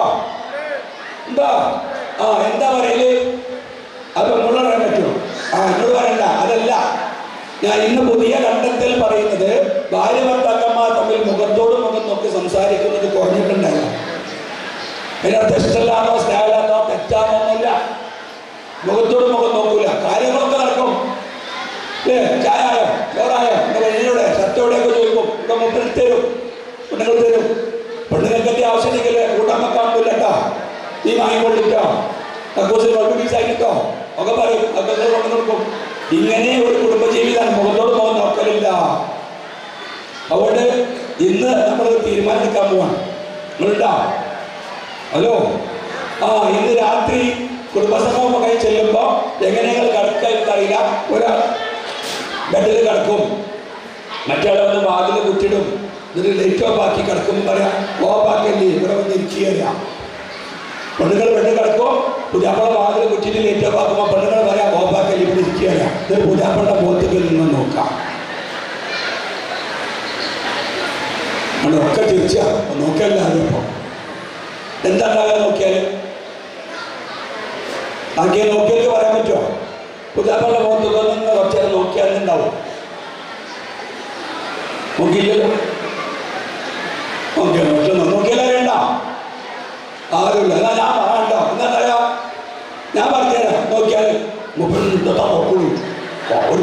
ഒരു കൊച്ചറിയില്ല ആണോ? അല്ലേ? ആണെങ്കിൽ രണ്ടാമത് ചോദിക്കാം, നമ്മളെ കാര്യങ്ങൾ പറയാം, നമ്മളെ കുടുംബത്തിൻ്റെ കാര്യങ്ങൾ സംസാരിക്കാം. നമ്മളെ കുട്ടികളൊക്കെ വലുതായി വരില്ലേ, കുറച്ച് പൊന്നും ഉണ്ടാക്കണ്ടേ എന്ന് ചോദിച്ചാൽ എന്താ എനിക്ക് ചോദിക്കാം? എൻ്റെ രൂപയിൽ പറയാം, ഉണ്ടാക്കണം. ഇങ്ങനെ കുറച്ച് എത്ര മിനിറ്റ് വർത്താനം പറഞ്ഞ് പോകാൻ പറ്റും? ഒരു പുതിയാപ്പളി പുതിയ കണ്ണിൽ വർത്താനം പറഞ്ഞിട്ട് അവരാന്റെ കാര്യം മാത്രം പറഞ്ഞാൽ എത്ര നേരം ആ സംഭാഷണം മുന്നോട്ട് പോകും?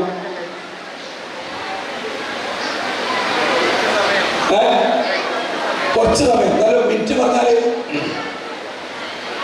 5 മിനിറ്റ്. സത്യസന്ധതയ്ക്ക് നന്ദിയുണ്ട്. 5 മിനിറ്റൊന്നും പോയില്ല. മിക്കവാറും മൂന്നാമത്തെ ചോദ്യത്തിൽ ചാക്കാണ്ടല്ലേ ഏറ്റവും ഇതാണ് കുടുംബം തന്നെ. ഇതെന്താണോ കുടുംബം? ഇതല്ലല്ലോ കുടുംബം. കുടുംബം എന്ന് പറഞ്ഞാൽ ഭാര്യ ഭർത്താവ് തമ്മിൽ സംസാരിച്ചിരുന്നാൽ നേരം പോണെന്ന് അറിയാൻ പാടില്ല. അപ്പൊ നേരം പോണ അറിയില്ലപ്പം എപ്പോഴാ ആരാനെ പറ്റി പറയണം. അത് കേട്ടില്ലേ? അപ്പാണ് സുഖയാ കൊടുക്കണം, കോഴി ഊന്നാണ്. അവരാരെ പറ്റി പറഞ്ഞാൽ അവരും ഉണ്ടാക്കില്ല. അപ്പം കുടുംബത്തിൽ ഇന്ന് കൊണ്ടേണ്ട ഒന്നാമത്തെ പരിപാടി, ഇന്ന് പുതിയാപ്പളി പുതിയ നമ്മൾ ഇന്ന് വർത്താനം പറഞ്ഞു തുടങ്ങും. ഓക്കെ അല്ലേ? Hello, okay. 2 കുട്ടികളെ കെട്ടിപ്പിടിച്ച് ഉമ്മ കൊടുക്കോ? എന്താ കുട്ടികളെ കെട്ടിപ്പിടിച്ച് ഉമ്മ കൊടുത്തുള്ള സുഖം? എന്താ? ഒരുപാട് വിപത്തുകളെ ഒഴിവാക്കാൻ നിങ്ങൾ കൊടുക്കുന്ന ഒരു ഉമ്മ കൊണ്ട് സാധിക്കും. എന്താ? ഇപ്പൊ കഴിഞ്ഞ കൊല്ലം മുമ്പ് വരെ ഞങ്ങളൊക്കെ ക്ലാസ്സിലൊക്കെ വിളിച്ചാൽ, സ്കൂൾക്കൊക്കെ വിളിച്ചാൽ ഭയങ്കര സങ്കടം. എന്തിനാ പറ്റിയ ക്ലാസ്? മദ്യത്തിനെതിരെ, മയക്കുമരുന്നിനെതിരെ. ആരോട്? ഈ മക്കളോട്. എന്താ കാരണം? ആ സ്കൂളിലെ പരിസരത്ത് എവിടെയോ ആരോ എന്തോ ഈ കുട്ടികളൊന്നും അറിയാനല്ല, അവിടെ എന്തോ ഒന്ന് പിടിച്ചു. അപ്പോൾ അതിന് കമ്മിറ്റിക്കാരും ഒക്കെ പാട് ഇടപെട്ട് ഓലങ്ങട്ട് ആളായാണ്ട് ബോധവൽക്കരണം, അപ്പടി ഇപ്പടി. ഇതിൽ 100 കുട്ടികളെ കൊണ്ട് നിർത്തും. 2 ക്ലാസ്, ഒന്ന് എക്സൈസ് ഇൻസ്പെക്ടറോ അല്ലെങ്കിൽ പോലീസ് ഇൻസ്പെക്ടറോ ഉണ്ടാവും, ഒന്ന് നമ്മളെ പോലത്തെ ഒരാളും ഉണ്ടാവും. അപ്പൊ ആദ്യത്തെ ക്ലാസ് ഓലെടുക്കും. നമുക്ക് വേറെ പണിയില്ലല്ലോ, നമുക്ക് വേറെ പണിയില്ലാത്തത് കുഴപ്പമില്ല. അങ്ങനെ 30 ക്ലാസ് എടുത്തുകൊണ്ട് പറയും, ആ 200 പേരുടെ നാളൊരു കുട്ടീനെ പിടിച്ചോ, അത് അങ്ങനെ ABCDFGH ഇവിടെ വെച്ചിനി, HITH ഇവിടെ വെച്ചിനി, AKGH അങ്ങനെ വെച്ചിനി. ഇങ്ങനെ ക്ലാസ് കഴിഞ്ഞോടുകൂടി എന്താണെന്ന് വെച്ചാൽ ആദ്യം 5 അറിയുന്നില്ല. ഇപ്പൊ 300 മനസ്സിലാക്കി ഇവിടെയൊക്കെ എന്തൊക്കെയാ വെക്കൽ.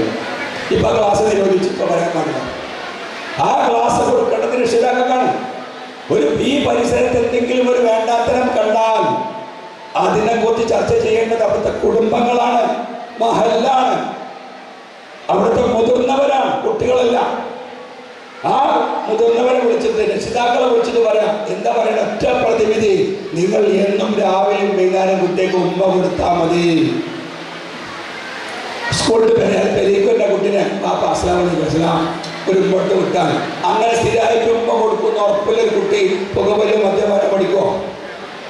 എങ്ങനെ പഠിച്ചാൽ ആരോ ചങ്ങ അതിൻ്റെ മണം അപ്പത്തോറും അപ്പം വരും എന്താ ഇങ്ങനെ വാപ്പാര് ഉമ്മ കൊടുത്ത് ഈ കുട്ടികൾ വീട്ടിലുള്ള സമയത്ത് വാപ്പാര് വരികയാണെങ്കിൽ നേരെ വാപ്പാര് കുട്ടികളെ ഇട്ട് പോയിട്ട് തലകളിൽ കൊടുത്ത് അങ്ങനെ എപ്പോഴും നിങ്ങളെ ഇന്റിമസിയിൽ എന്താ ഇന്റിമസിയിൽ എന്ന് പറഞ്ഞാൽ 30 സെന്റിമീറ്റർ അടുത്ത് ഒരടി അകലത്തിൽ കുട്ടികൾ വേണം. ഇന്ന് കുട്ടികൾ എവിടെയോ ആണ് 3 അടിയല്ല ഇത് 3 മീറ്റർ അപ്പുറത്താണ്.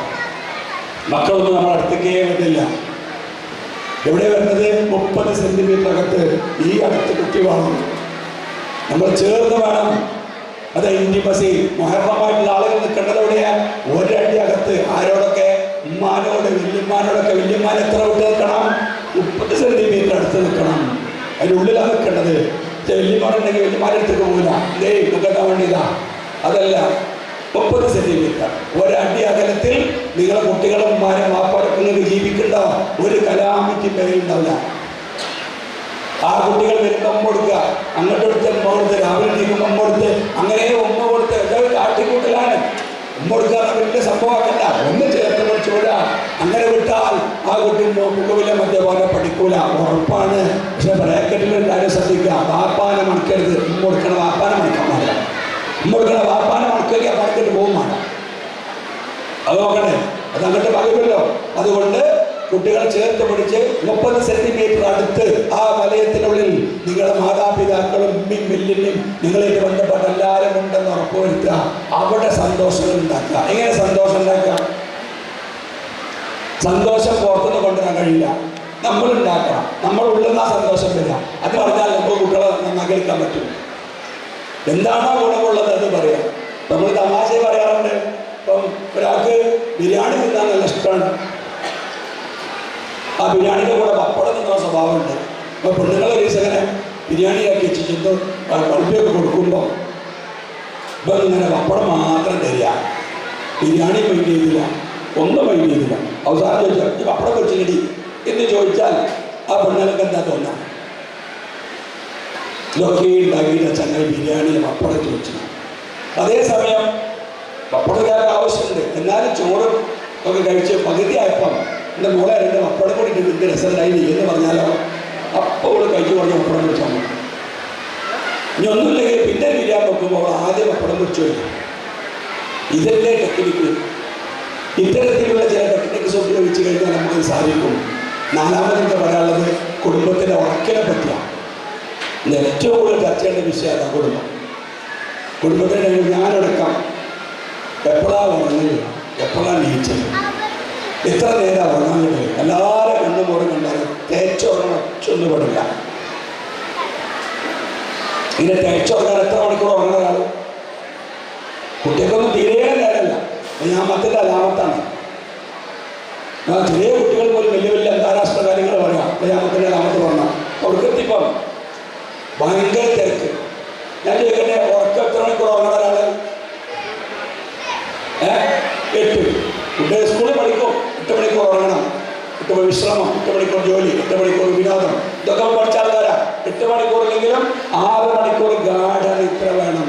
മുമ്പതുണ്ടായിരുന്നു, ഇപ്പുണ്ടാവും ഇല്ല. മുമ്പുണ്ടായ കാരണം നമ്മുടെ വല്യാപ്പാൻ്റെ കാലത്തുണ്ടായി. എന്താ കാരണം? അന്ന് കറണ്ട് പൊഴിച്ചൊന്നുമില്ല. ആകെ മണ്ണെണ്ണ എത്ര കിട്ടും? അത്രയേ ഉള്ളൂ. അപ്പം 2 വിളക്കാർ എത്തിച്ചിട്ടില്ല. പുറത്തൊന്നോ അടുക്കളയിലൊന്നും. ചോറും കൂട്ടാനൊക്കെ അല്ലെങ്കിൽ കഞ്ഞോ കൂട്ടാനൊക്കെ ആയാൽ അത് കൊണ്ടേക്കും. എല്ലാവർക്കും നേശാ കൊടുത്താൽ നിസ്കരിക്കുക, തിന്ന നടക്കുക. 9 കൊടുത്താൽ എല്ലാ പരിപാടികൾക്കും ഊതിണ്ടാവും. അതുകൊണ്ട് തന്നെ ആൾക്കാർ 9 മണിക്ക് നടക്കും. സ്വാഭാവികമായിട്ടും 7-8 മണിക്കൂർ കഴിയുമ്പോൾ ഉണരും. അപ്പോൾ 5 മണിക്ക് ജയിച്ചു. അന്ന് എല്ലാവർക്കും സുബഹി കിട്ടും.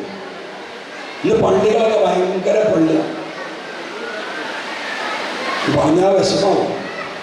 എല്ലാ അങ്ങാടിൻ്റെ ഏറ്റവും കോടിക്കണക്കിന് വിലയുള്ള ബിൽഡിങ്ങിൻ്റെ പേരാണ് പള്ളി. ആ പള്ളിയിൽ എത്ര മണിക്കൂർ നമ്മൾ ഉപയോഗിക്കണം? ഒരു പള്ളിൻ്റെ ഉപയോഗം അങ്ങാടി എത്ര? ജുമാൻ്റെ ഉണ്ടെങ്കിൽ അന്ന് ഉച്ചയ്ക്ക് 1 മണിക്കൂർ. പിന്നെ മഗ്‌രിബിന് കുറച്ച് ആൾക്കാരെ കാണാം. സുബഹിക്കോ ആരുമില്ല. ഞാൻ നാളെ നബിദിനത്തിൻ്റെ ദിവസം നിങ്ങൾ വിദ്യുതിൽ കേൾക്കാം ഒരു ആശംസ പറയാൻ വന്നപ്പോൾ ഞാൻ അറിയാതെ പറഞ്ഞുപോയി. നബിയോടുള്ള മുഹബത്താണ് പീക്കാണ് ജനക്കൂട്ടം. പമ്പാണ്. അവിടെ ചോറൊക്കെ വെച്ച് 8 ബോട്ട് നടക്കും. നബിൻ്റെ മുഹബത്താണ്. ഞാൻ നാളെ സുബൈക്ക് പള്ളിക്കൽ എത്ര ആളുണ്ടാവും? ആ മൊത്തത്തിലൊരു ആളുടെ പള്ളിക്കൽ അത് 10 ആളും 10,000 ആളും സുബൈക്ക് 10 ആളും. അപ്പോൾ മുഹബത്ത് എവിടെയുള്ളത് എന്ന് പറഞ്ഞ പോലെ നമ്മളെ അവസ്ഥ. ഈ ഉറക്ക് എന്ന് പറഞ്ഞ സാധനം എത്രയോ വലിയ അനുഗ്രഹമാണ്. അത് ബയോളജിക്കലി തന്നെ ഇപ്പം ഈമാനും ഇസ്ലാമൊക്കെ ഒഴിവാക്കിയാലും ഉറക്കം എന്ന് പറഞ്ഞാൽ അത് മനുഷ്യരെ സംബന്ധിച്ച് നിർബന്ധമായ കാര്യമാണ്. ഇന്നിപ്പോൾ അതില്ല. ഞാൻ അരീക്കോട്ടുകാരനാണ്. അരീക്കോട് ഞങ്ങൾ പോയിൻ്റെ മക്കത്താണ് കുറവാട് വരാം. ആ വീടിൻ്റെ പുറത്ത് തായ്യാര ചേറ്റടി ഒക്കെ ഉണ്ട്. ഞങ്ങൾ വീടിന് മുമ്പ് ചെറിയ കുറേ വീടുകളുണ്ട്. ഞങ്ങൾ രാത്രി ഭക്ഷണം കഴിച്ച് കടന്നാൽ ആ പരിയത്തെ ആൾക്കാരൊക്കെ പാഴി തലക്കടക്കിട്ട് ഞങ്ങൾ തായ്യേരിയിൽ ഉമ്മർത്തൊക്കെ പറക്കും. അതൊരു പ്രശ്നമല്ല. അതിലും ഗേറ്റൊന്നുമില്ല, ഒന്നുമില്ല. അങ്ങനെയാണ് അന്നത്തെ സംസ്കാരം. ആ പേര് ഞാൻ പറഞ്ഞേ ചെറിയ പേരായിരിക്കും 10-12 കുട്ടികളുണ്ടാവും, കിടക്കാൻ സ്ഥലം ഉണ്ടാവില്ല, എവിടെയെങ്കിലൊക്കെ കിടക്കും. വേനൽക്കാലമായാൽ എല്ലാവരും കൂടി പായി തലക്കിടയിട്ട് മാട്ടുമൊക്കെ മാട് എന്നാണ് മനസ്സിലായി. എന്താ മാട് പറഞ്ഞാൽ പുഴൻ്റെ വക്കത്തെ മണൽപ്പുറം. ഇന്ന് മാട് പറഞ്ഞാൽ പശു നടക്കും. ഇന്ന് അന്ന് മാട് പറഞ്ഞാൽ പുഴൻ്റെ വക്കത്ത അങ്ങനെ കിടക്കും. അപ്പോൾ ഒരു ദിവസത്തിൽ അമ്മാക്കണ്ടേ മൂപ്പര് ഒരു ദിവസം എന്തോ ദൂരെ സ്ഥലത്ത് നിന്ന് വരിക. വന്നപ്പോൾ വരികയല്ലപ്പം വലിയ വിളക്കൂതി കിടന്നത്. മൂപ്പര് വീട്ടിൽ വിളിച്ചില്ല, നേരെ മാട്ടുമക്കാണ് പോയി. അപ്പോൾ അതൊക്കെ എൻ്റെ കാലത്തോട് പോകുന്നു ചോദിച്ചു. ഞാൻ ദൂരെ പോയതേ റബ്ബൂരൊക്കെ കടന്നിട്ട് വെക്കേണ്ട വെച്ചിട്ട് പോകണം. അങ്ങനെ ഒരു വിൽപ്പോ പുറത്തുകൊണ്ടോ ഒക്കെ കൊടുക്കുന്നപ്പോൾ കടന്നുള്ളി എന്നിട്ട് സൗകര്യം കിട്ടും. കിടക്കാൻ നേരത്തെ കാക്കങ്ങനെ നോക്കി ആരൊക്കെ പൊപ്പുണ്ട്, നല്ല നിലാവുണ്ട്. അപ്പോൾ നോക്കുമ്പോൾ മോശത്തിൻ്റെ അസുഖങ്ങളാണ് അപ്പുറത്ത് കിടക്കുന്നത്. അപ്പോൾ ഇയാളെ കയ്യാതെ കുറച്ച് പൈസയും. അപ്പോൾ ഇയാൾ പോക്കറ്റ് വെച്ചാൽ കുറേ മണ്ണെടുക്കും, ഇത് കവുന്നെടുക്കും, പിന്നെ മണ്ണെടുക്കും. അങ്ങനെ നേരം പോകുന്നു. മറ്റൊരു തിരിഞ്ഞ് മണ്ണ് നടക്കുക. എന്ന കാരണം ഇയാൾ ഉറങ്ങിയിട്ട് വേണം പോക്കറ്റ് എപ്പോൾ ഞാൻ ചിക്കൻ വന്നു തപ്പോ വെച്ചിട്ടില്ല. രണ്ടാളും അങ്ങോട്ട് പറഞ്ഞത് 10:30 11:00 ഉറക്കങ്ങനെ വരുന്നുണ്ട്. അവസാന കാക്കൊരൈഡിയ ഇപ്പം ചോദിച്ചിട്ടാ അവിടെ വാങ്ങില്ല മറ്റൊക്കെ ഉറങ്ങാട്ടോ. എന്നിട്ട് ഫീസിലെ പൈസ എത്താൻ വേണ്ടി കൊടുത്ത് ഇത് എണ്ണി വയ്ക്കുകയാണ്. അപ്പോൾ അങ്ങനെ എണ്ണി അത് 1 ഉറുപ്പിക 2 ഉറുപ്പികയൊക്കെ നോട്ടല്ല. ഇങ്ങനെ എണ്ണിട്ട് പറഞ്ഞു 32 ഉറുപ്പികയിലാക്കി. 32 ഉറുപ്പിക അന്നത്തെ 3,20,000 ആട്ടോ അന്നത്തെ കാലം. അതിൽ ആക്കാരനെ 32 ഉറുപ്പികയിൽ ചോദിച്ചു. ആ ഉണ്ട്. അവിടെ കഴിച്ച് കുടിച്ചോ രാവിലെ തന്നാളുണ്ട്. ഞാൻ എനിക്ക് ഉറങ്ങു ഉറങ്ങാം. ഇന്നത്തെ ബാധിക്കേ എവിടെ തുറന്നത്? ജനാലും ബാധിലൊന്നുമില്ല, ചുമരില്ല, ഒഴിഞ്ഞ സ്ഥലത്ത്. ആ കാലത്ത് നിന്നപ്പോൾ അടച്ചുറപ്പല്ല പേരുള്ള നമുക്ക് ഉറക്കില്ല. കണ്ടോല പറമ്പിൽ വെച്ചിട്ടുണ്ടെങ്കിൽ വലിയപ്പാക്കും വലിയപ്പാക്കും ഉറക്കൊരു പഞ്ചൊല്ലി. അതുകൊണ്ട് തന്നെ ഇത് നമ്മളൊക്കെ രോഗികളാണ്. ഈ കൂടുതൽ ഷുഗർ പ്രഷർ ഇല്ലാത്ത ആൾക്കാർ എത്ര ആളുണ്ട്? ഷുഗർ പ്രഷർ ഇല്ലാത്ത ആൾക്കാർ പകുതിയിലധികം ഉള്ള ആൾക്കാരാണ്. എന്തുകൊണ്ടാണ്? അത് ഉറപ്പ് പറഞ്ഞുകൊണ്ടാണ്. മാനസികാവസ്ഥയുടെ ടെൻഷനാണ്. അല്ലാതെ ബാക്ടീരിയ വൈറസ് ഉണ്ടാക്കുന്ന പകർച്ചവ്യാധിയാണത്. ചിക്കൻ ബോക്സും മസൂരിയും മുതലൊക്കെ പകരും. ഷുഗർ പ്രഷറും പകരുമോ? നമ്മുടെ ജീവിതശൈലി ഉണ്ടായതാണ്. അതിൽപ്പെടുന്ന ഉറക്കില്ലായ്മ, എക്സസൈസ് എന്തെങ്കിലും തടികളൊക്കെ പണിയില്ല. മുമ്പ് തടികളെല്ലാം കൊടുത്തില്ല. പിന്നെ നല്ല മാനസിക ഉല്ലാസം, എല്ലാവർക്കും ടെൻഷനില്ല. നേരത്തെ പറയാം നമ്മൾ തന്നെ കുറിച്ചിട്ടുണ്ടാക്കിയ ഭക്ഷണം. ഇതൊക്കെ മാറി നമ്മളൊക്കെ രോഗികളായി. ഇവിടെ എന്ത് സംഭവിച്ചു? നമ്മുടെ കുടുംബത്തിൻ്റെ സാമ്പത്തിക അടിത്തറ തകർന്നു. അവസാനമായിട്ട് എന്ത് പറയാനുള്ളതാണ്? കുടുംബ സംഗമങ്ങൾ നടത്താം. ഇന്നിപ്പോൾ ചിലപ്പോൾ 2-3 ലക്ഷം രൂപ ബന്ധപ്പെട്ടു.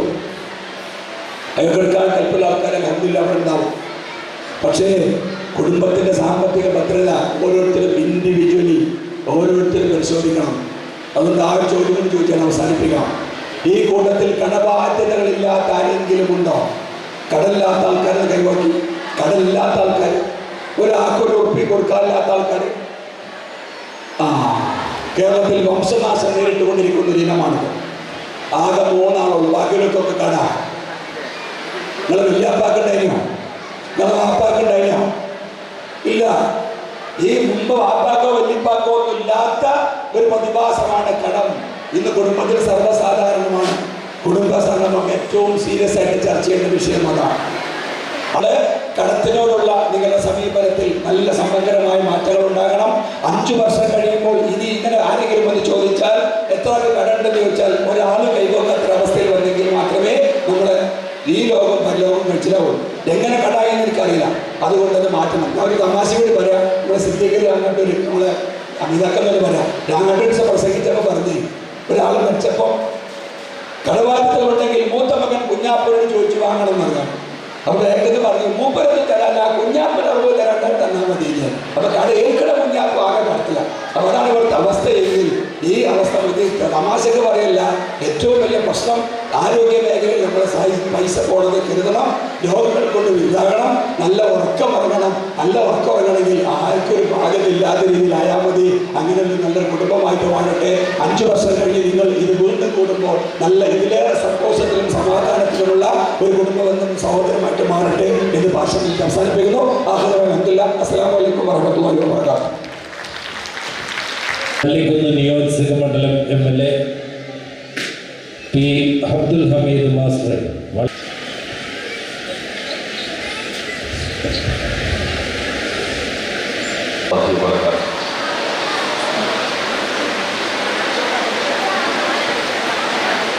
തേക്കാട്ടിൽ കുടുംബസംഗമം ഈ ചെനക്കരങ്ങാടി കേക്കിഴം ഹാളിൽ നടന്നുകൊണ്ടിരിക്കുകയാണ്. വേദിയിൽ നമ്മുടെ കുടുംബത്തിൻ്റെ പ്രധാനപ്പെട്ട എല്ലാ ആൾക്കാരും ഇരിക്കുന്നുണ്ട്. നിങ്ങൾക്കൊക്കെ വളരെ പരിചയമുള്ള ആൾക്കാരാണ്, പരിചയപ്പെടുത്തേണ്ട ആവശ്യമില്ല. ഇവിടെ അതുപോലെ തന്നെ പരുക്കുമാൻ ഇവിടെ ക്ലാസ് എടുത്തുകൊണ്ടിരിക്കുകയാണ്, മോട്ടിവേഷൻ ക്ലാസ്. അതിനിടയ്ക്കാണ് ഉദ്ഘാടന കർമ്മങ്ങൾ നിർവഹിക്കാൻ വേണ്ടി ഞാൻ എത്തിയത്. ക്ഷമിക്കണം. നേരത്തെ തന്നെ എന്നോട് ഇങ്ങനെ ഈ കുടുംബസംഗമത്തിൽ ഏതെങ്കിലും ഒരു സമയത്തൊന്ന് വരണം എന്ന് ഇതിൻ്റെ സംഘാടകർ ആവശ്യപ്പെട്ടിരുന്നു. ഞാൻ ഈ കുടുംബത്തിൻ്റെ ചരിത്ര പശ്ചാത്തലം ഒന്നും പൂർണ്ണമായിട്ട് മനസ്സിലാക്കിയിട്ടില്ല. പക്ഷെ ഒരു കാര്യം എനിക്ക് മനസ്സിലായി, ദശാബ്ദങ്ങൾക്ക് മുമ്പ് നിങ്ങളുടെ കുടുംബാംഗം പ്രിയപ്പെട്ട അബ്ദുറഹ്മാൻ, അദ്ദേഹമാണ് രണ്ടത്താടിയിൽ നിന്ന് ഈ ദേവിപ്പരം ചെനക്കരങ്ങാടിയിൽ വന്ന് താമസം തുടങ്ങിയത്.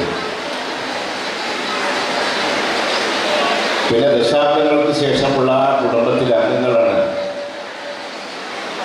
എന്ന് ചരിത്രം ഉറങ്ങുന്ന എന്ന് തലപ്പാൽ വിശേഷിപ്പിക്കാൻ പറ്റുന്ന ഈ പ്രദേശത്ത് നിങ്ങളുടെ കുടുംബാംഗങ്ങൾ എല്ലാവരും ഒന്നിച്ചു കൂടിയിരിക്കുന്നത്.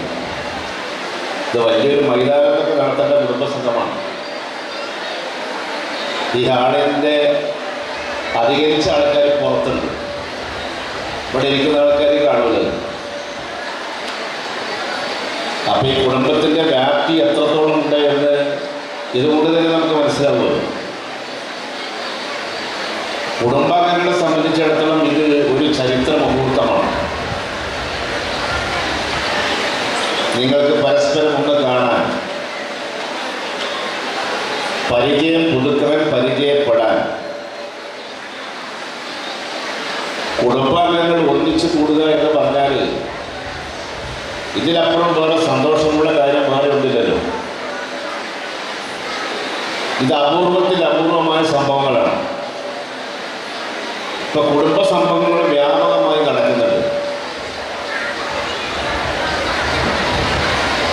കാരണം നമുക്ക് നമ്മളെ സംബന്ധിച്ചൊന്ന് മനസ്സിലാക്കണം, എന്താണ് നമ്മുടെ കുടുംബത്തിൻ്റെ ചരിത്ര പശ്ചാത്തലം.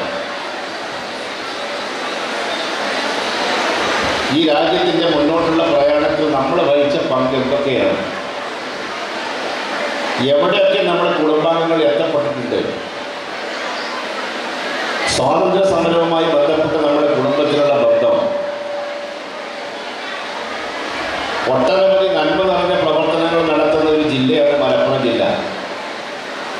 അതിൽ പ്രബലമായ ഒരു കുടുംബമാണ് നിങ്ങളുടെ മേഘാട്ടി കുടുംബം. ആ മേഖലയിൽ നിങ്ങൾ എന്തൊക്കെ ചെയ്തുകൊണ്ടിരിക്കുന്നു?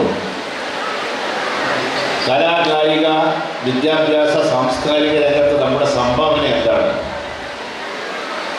നമ്മുടെ പൂർവികന്മാർക്ക് എന്തൊക്കെ ചെയ്യാൻ സാധിച്ചു എന്നുള്ളത് പുതിയ ജനറേഷൻ അറിയണം. പുതിയ ജനറേഷൻ അറിയണം. ഇപ്പോഴത്തെ യുവത എന്ന് പറഞ്ഞാൽ അവർക്ക് ഇതിലൊന്നും താല്പര്യമില്ല. കയറി വന്ന വാപ്പ, വാപ്പാൻ്റെ വാപ്പ, അതിലപ്പുറം ഉള്ള കാര്യങ്ങളെ സംബന്ധിച്ചിടത്തോളം മനസ്സിലാക്കാൻ അവർക്ക് സമയമില്ല. ഇപ്പോഴത്തെ കുടുംബം എന്ന് പറഞ്ഞാൽ അതിൻ്റെ ചെറിയൊരു നിർവചനം, ഞാൻ, എൻ്റെ കെട്ടിയോള്, എൻ്റെ കുട്ടികൾ, അതാണ് ഇപ്പോഴത്തെ കുടുംബം. നമ്മൾ നിർവചിക്കുന്ന കുടുംബം അതാണ്. അതിനപ്പുറത്തേക്ക് നമ്മുടെ മനസ്സിൻ്റെ സഞ്ചാരം പോകാറില്ല. ഞാൻ പറഞ്ഞ പുതിയ ജനറേഷൻ താല്പര്യമില്ല. കാരണം അവരൊക്കെ ഇപ്പോൾ സോഷ്യൽ മീഡിയയിലാണ്. ഇപ്പോൾ ഇവിടെ ഇരിക്കുമ്പോൾ തന്നെ നിങ്ങൾ പരിശോധിച്ചുകൊള്ളൂ, ഇവിടെ ഇരിക്കുമ്പോൾ പരിശോധിച്ചുകൊള്ളൂ. മൊസാഫിൽ ഖുർആൻ ഓതുന്ന മാതിരിയാണ് ഈ സാധനം എടുത്ത് നോക്കുന്നത്. അതിലാരും മോശക്കാരല്ല, മിക്കവാറും എല്ലാവരും കയ്യിലോ സാധനം ഉണ്ടാവും. എന്നിട്ട് ഇത് നോക്കിയിരിക്കുകയാണ്. അതിനു വേണ്ടി സമയങ്ങളാണ്. അതുണ്ടാക്കുന്ന അപകടം എത്രത്തോളം ഉണ്ട് എന്നൊക്കെ ലുക്കുമാരുടെ ക്ലാസ്സിൽ പറയും. അതുണ്ടാക്കുന്ന അപകടം ചില്ലറയല്ല.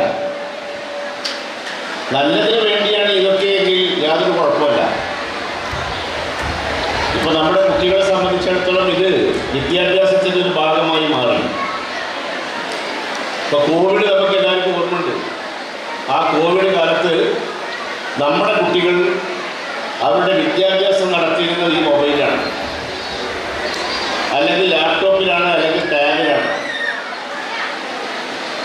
അത് കുട്ടികളുടെ കയ്യിലൊക്കെ നമ്മൾ എത്തിക്കപ്പെട്ടു. നമ്മളെന്നെ വാങ്ങിക്കൊടുത്തു. വാങ്ങാൻ കഴിവില്ലാത്ത കുടുംബങ്ങൾക്ക് വേറെ തദ്ദേശ സ്വയംഭരണ സ്ഥാപനങ്ങളും അതുപോലെ തന്നെ ഈ മേഖലയിലുള്ള വിവിധ സംഘടനകളും അവരെ കയ്യിലെത്തിച്ചു. അപ്പോൾ ഇത് വിദ്യാഭ്യാസത്തിൻ്റെ ഭാഗമായിട്ട് മാറി. അത് വിദ്യാഭ്യാസത്തിനും അതുമായി ബന്ധപ്പെട്ട കാര്യങ്ങൾക്കും വേണ്ടി മാത്രമാണ് പ്രയോജനപ്പെടുത്തുന്നതെങ്കിൽ യാതൊരു കുഴപ്പമില്ല. അതിനപ്പുറത്തേക്ക് നമ്മുടെ കുട്ടികൾ പോവുകയാണ്. നിരവധി ഉദാഹരണങ്ങൾ എനിക്ക് പറയാൻ പറ്റും. ഇതുണ്ടാക്കുന്ന അപകടകരമായ സ്ഥിതിവിശേഷം അറിയാതെ നമ്മുടെ കുട്ടികൾ ചതിക്കുടിയിൽ അകപ്പെടുകയാണ്. അറിയാതെ നമ്മുടെ കുട്ടികൾ പാവങ്ങളാണ്. പക്ഷേ അത് അറിയാതെ അപകടത്തിൽപ്പെടാനുള്ള എല്ലാ സാധ്യതയുമുണ്ട്. വീട്ടുകാർ അതിനെ സംബന്ധിച്ച് ചിന്തിക്കൂല. അത് ഫോളോ ചെയ്യുന്ന രക്ഷിതാക്കന്മാരുണ്ടാവും, അവർക്ക് കുഴപ്പമില്ല. പക്ഷെ മറ്റത് എന്താണ്, കുട്ടികൾ ആരോടാണ് രാത്രിയും പകലും അവർ ഉറങ്ങുന്ന സമയത്തൊക്കെ ഇത് ആരോടാണ് സംസാരിക്കുന്നത്, എന്താണ് അവർ പറയുന്നത് എന്നൊന്നും നമുക്കറിയില്ല. അങ്ങനെ ചതിക്കൂടെ ആ ഒരു സംസാരത്തിൽ, ആ ഒരു വർത്തമാനത്തിലൊക്കെ നിരവധി കുട്ടികൾ ഈ വിദ്യാഭ്യാസ കാലഘട്ടത്തിൽ അപകടത്തിൽ പോയതിൻ്റെ ഉദാഹരണങ്ങൾ എത്ര വേണമെങ്കിലും എനിക്ക് പറയാൻ സാധിക്കും. അപ്പോൾ അതാണ് കാലഘട്ടം. അപ്പോൾ പുതിയ ജനറേഷൻ, വളർന്നു വരുന്ന യുവതലമുറ, അവർക്ക് ഇതിലും താല്പര്യമില്ല. അവരറിയണം നമ്മുടെ തറവാട്, നമ്മുടെ തറവാടിൻ്റെ പൂരിമ, നമ്മുടെ കുടുംബത്തിൻ്റെ മഹിമ. ഇന്ന് ജീവിച്ചിരിക്കുന്ന ആൾക്കാർ അവരൊക്കെ ബന്ധപ്പെടാനും പരിചയപ്പെടാനുമുള്ള ഒരു അവസരം ഇതിൻ്റെ സംഘാടകർ ഒരുക്കിയിരിക്കുകയാണ്. ഒരു കാര്യം നിങ്ങൾ മനസ്സിലാക്കണം, ഇതിനൊക്കെ ഇപ്പോൾ സംഘാടകരുണ്ടല്ലോ, ഇതിന് നേതൃത്വം കൊടുത്ത നിങ്ങളുടെ കാരണവന്മാരും ചെറുപ്പക്കാരുമായ ആൾക്കാരുണ്ടാവും. അവരെ എത്ര അഭിനന്ദിച്ചാലും അതിന് വാക്കുകളില്ല. എന്താ കാരണം? ഈ ഒരു കുടുംബ സംഗമം കൂടാൻ വേണ്ടി അവർ മാസങ്ങൾക്ക് മുമ്പ് ഒരു ഹോംവർക്ക് തുടങ്ങിയിട്ടുണ്ടാവും. മാസങ്ങൾക്ക് മുമ്പ് നിങ്ങളെല്ലാവരും ഇവിടെ എത്തിക്കണ്ടേ? ഈ കുടുംബ വേരുകൾ അന്വേഷിച്ച് നടക്കുകയാണ് ഇതിൻ്റെ സംഘടനകൾ. വേരുകൾ അന്വേഷിച്ച് നടക്കുമ്പോൾ ആരെയും വിട്ടുപോകാതിരിക്കാൻ വേണ്ടി ശ്രമിക്കണം. അവർ എന്തായാലും വിട്ടുപോകും. ഇത് ശരിക്കും ശ്രദ്ധിക്കിടക്കുന്ന കുടുംബമാണ്. കണ്ടത്താണിയിലാണ് പ്രബലമായിട്ടുള്ളത്. ഇവിടെ ചെനക്കലങ്ങാടിൽ വന്ന അബ്രഹ്മാൻ സാഹിബ് താമസിച്ചാണ്. പിന്നെ പല ഭാഗത്തായിട്ട് നിങ്ങളുടെ കുടുംബങ്ങളുണ്ടാവും, കിട്ടിച്ചുപോയതും കിട്ടിക്കൊടുത്തതും ഒക്കെ പലതരത്തിലുണ്ടാവും. അപ്പോൾ അവരൊക്കെ ഇവിടെ ഒരുമിച്ച് കൂട്ടുക എന്ന് പറഞ്ഞാൽ അതൊരു ചില്ലറ കാര്യമല്ല. അവർ ഞാൻ പറയാം, എത്ര അഭിനന്ദിച്ചാലും കൊണ്ട് വാക്കുകളില്ല.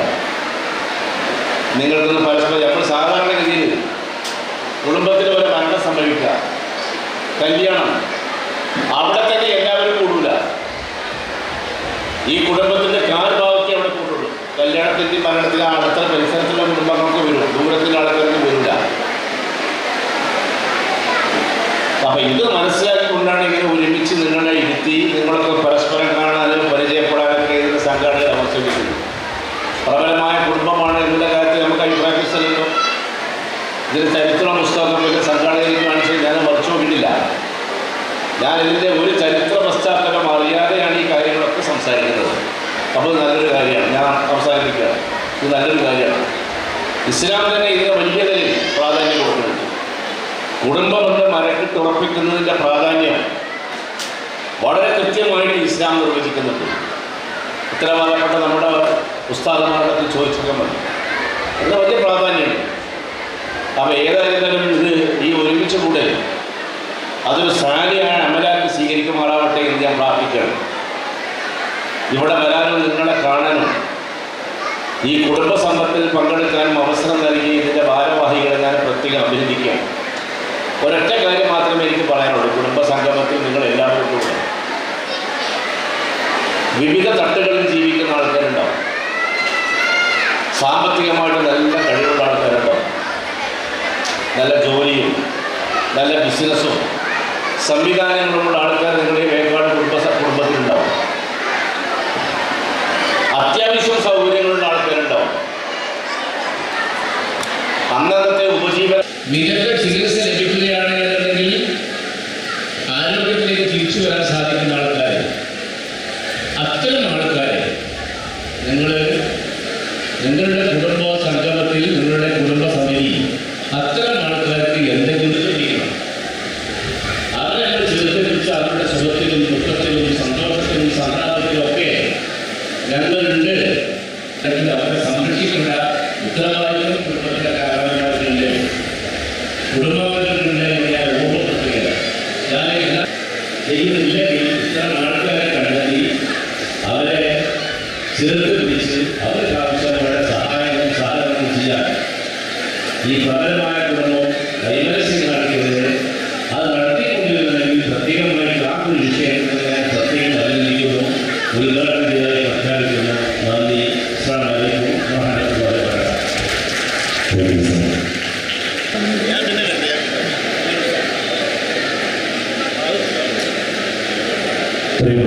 നമ്മുടെ നൽകപ്പെടുകയാണ്.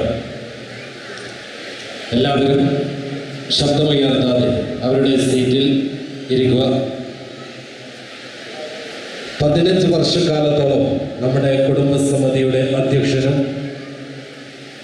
ഓൾ ഇന്ത്യ കമ്മിറ്റി ഭാരവാഹിയുമായ KPMK കുഞ്ഞിയെ ഇവിടെ ആദരിക്കപ്പെടുന്നു. നൽകുന്നതിന് വേണ്ടി നമ്മുടെ MLA ആദരിക്കപ്പെടുന്നു.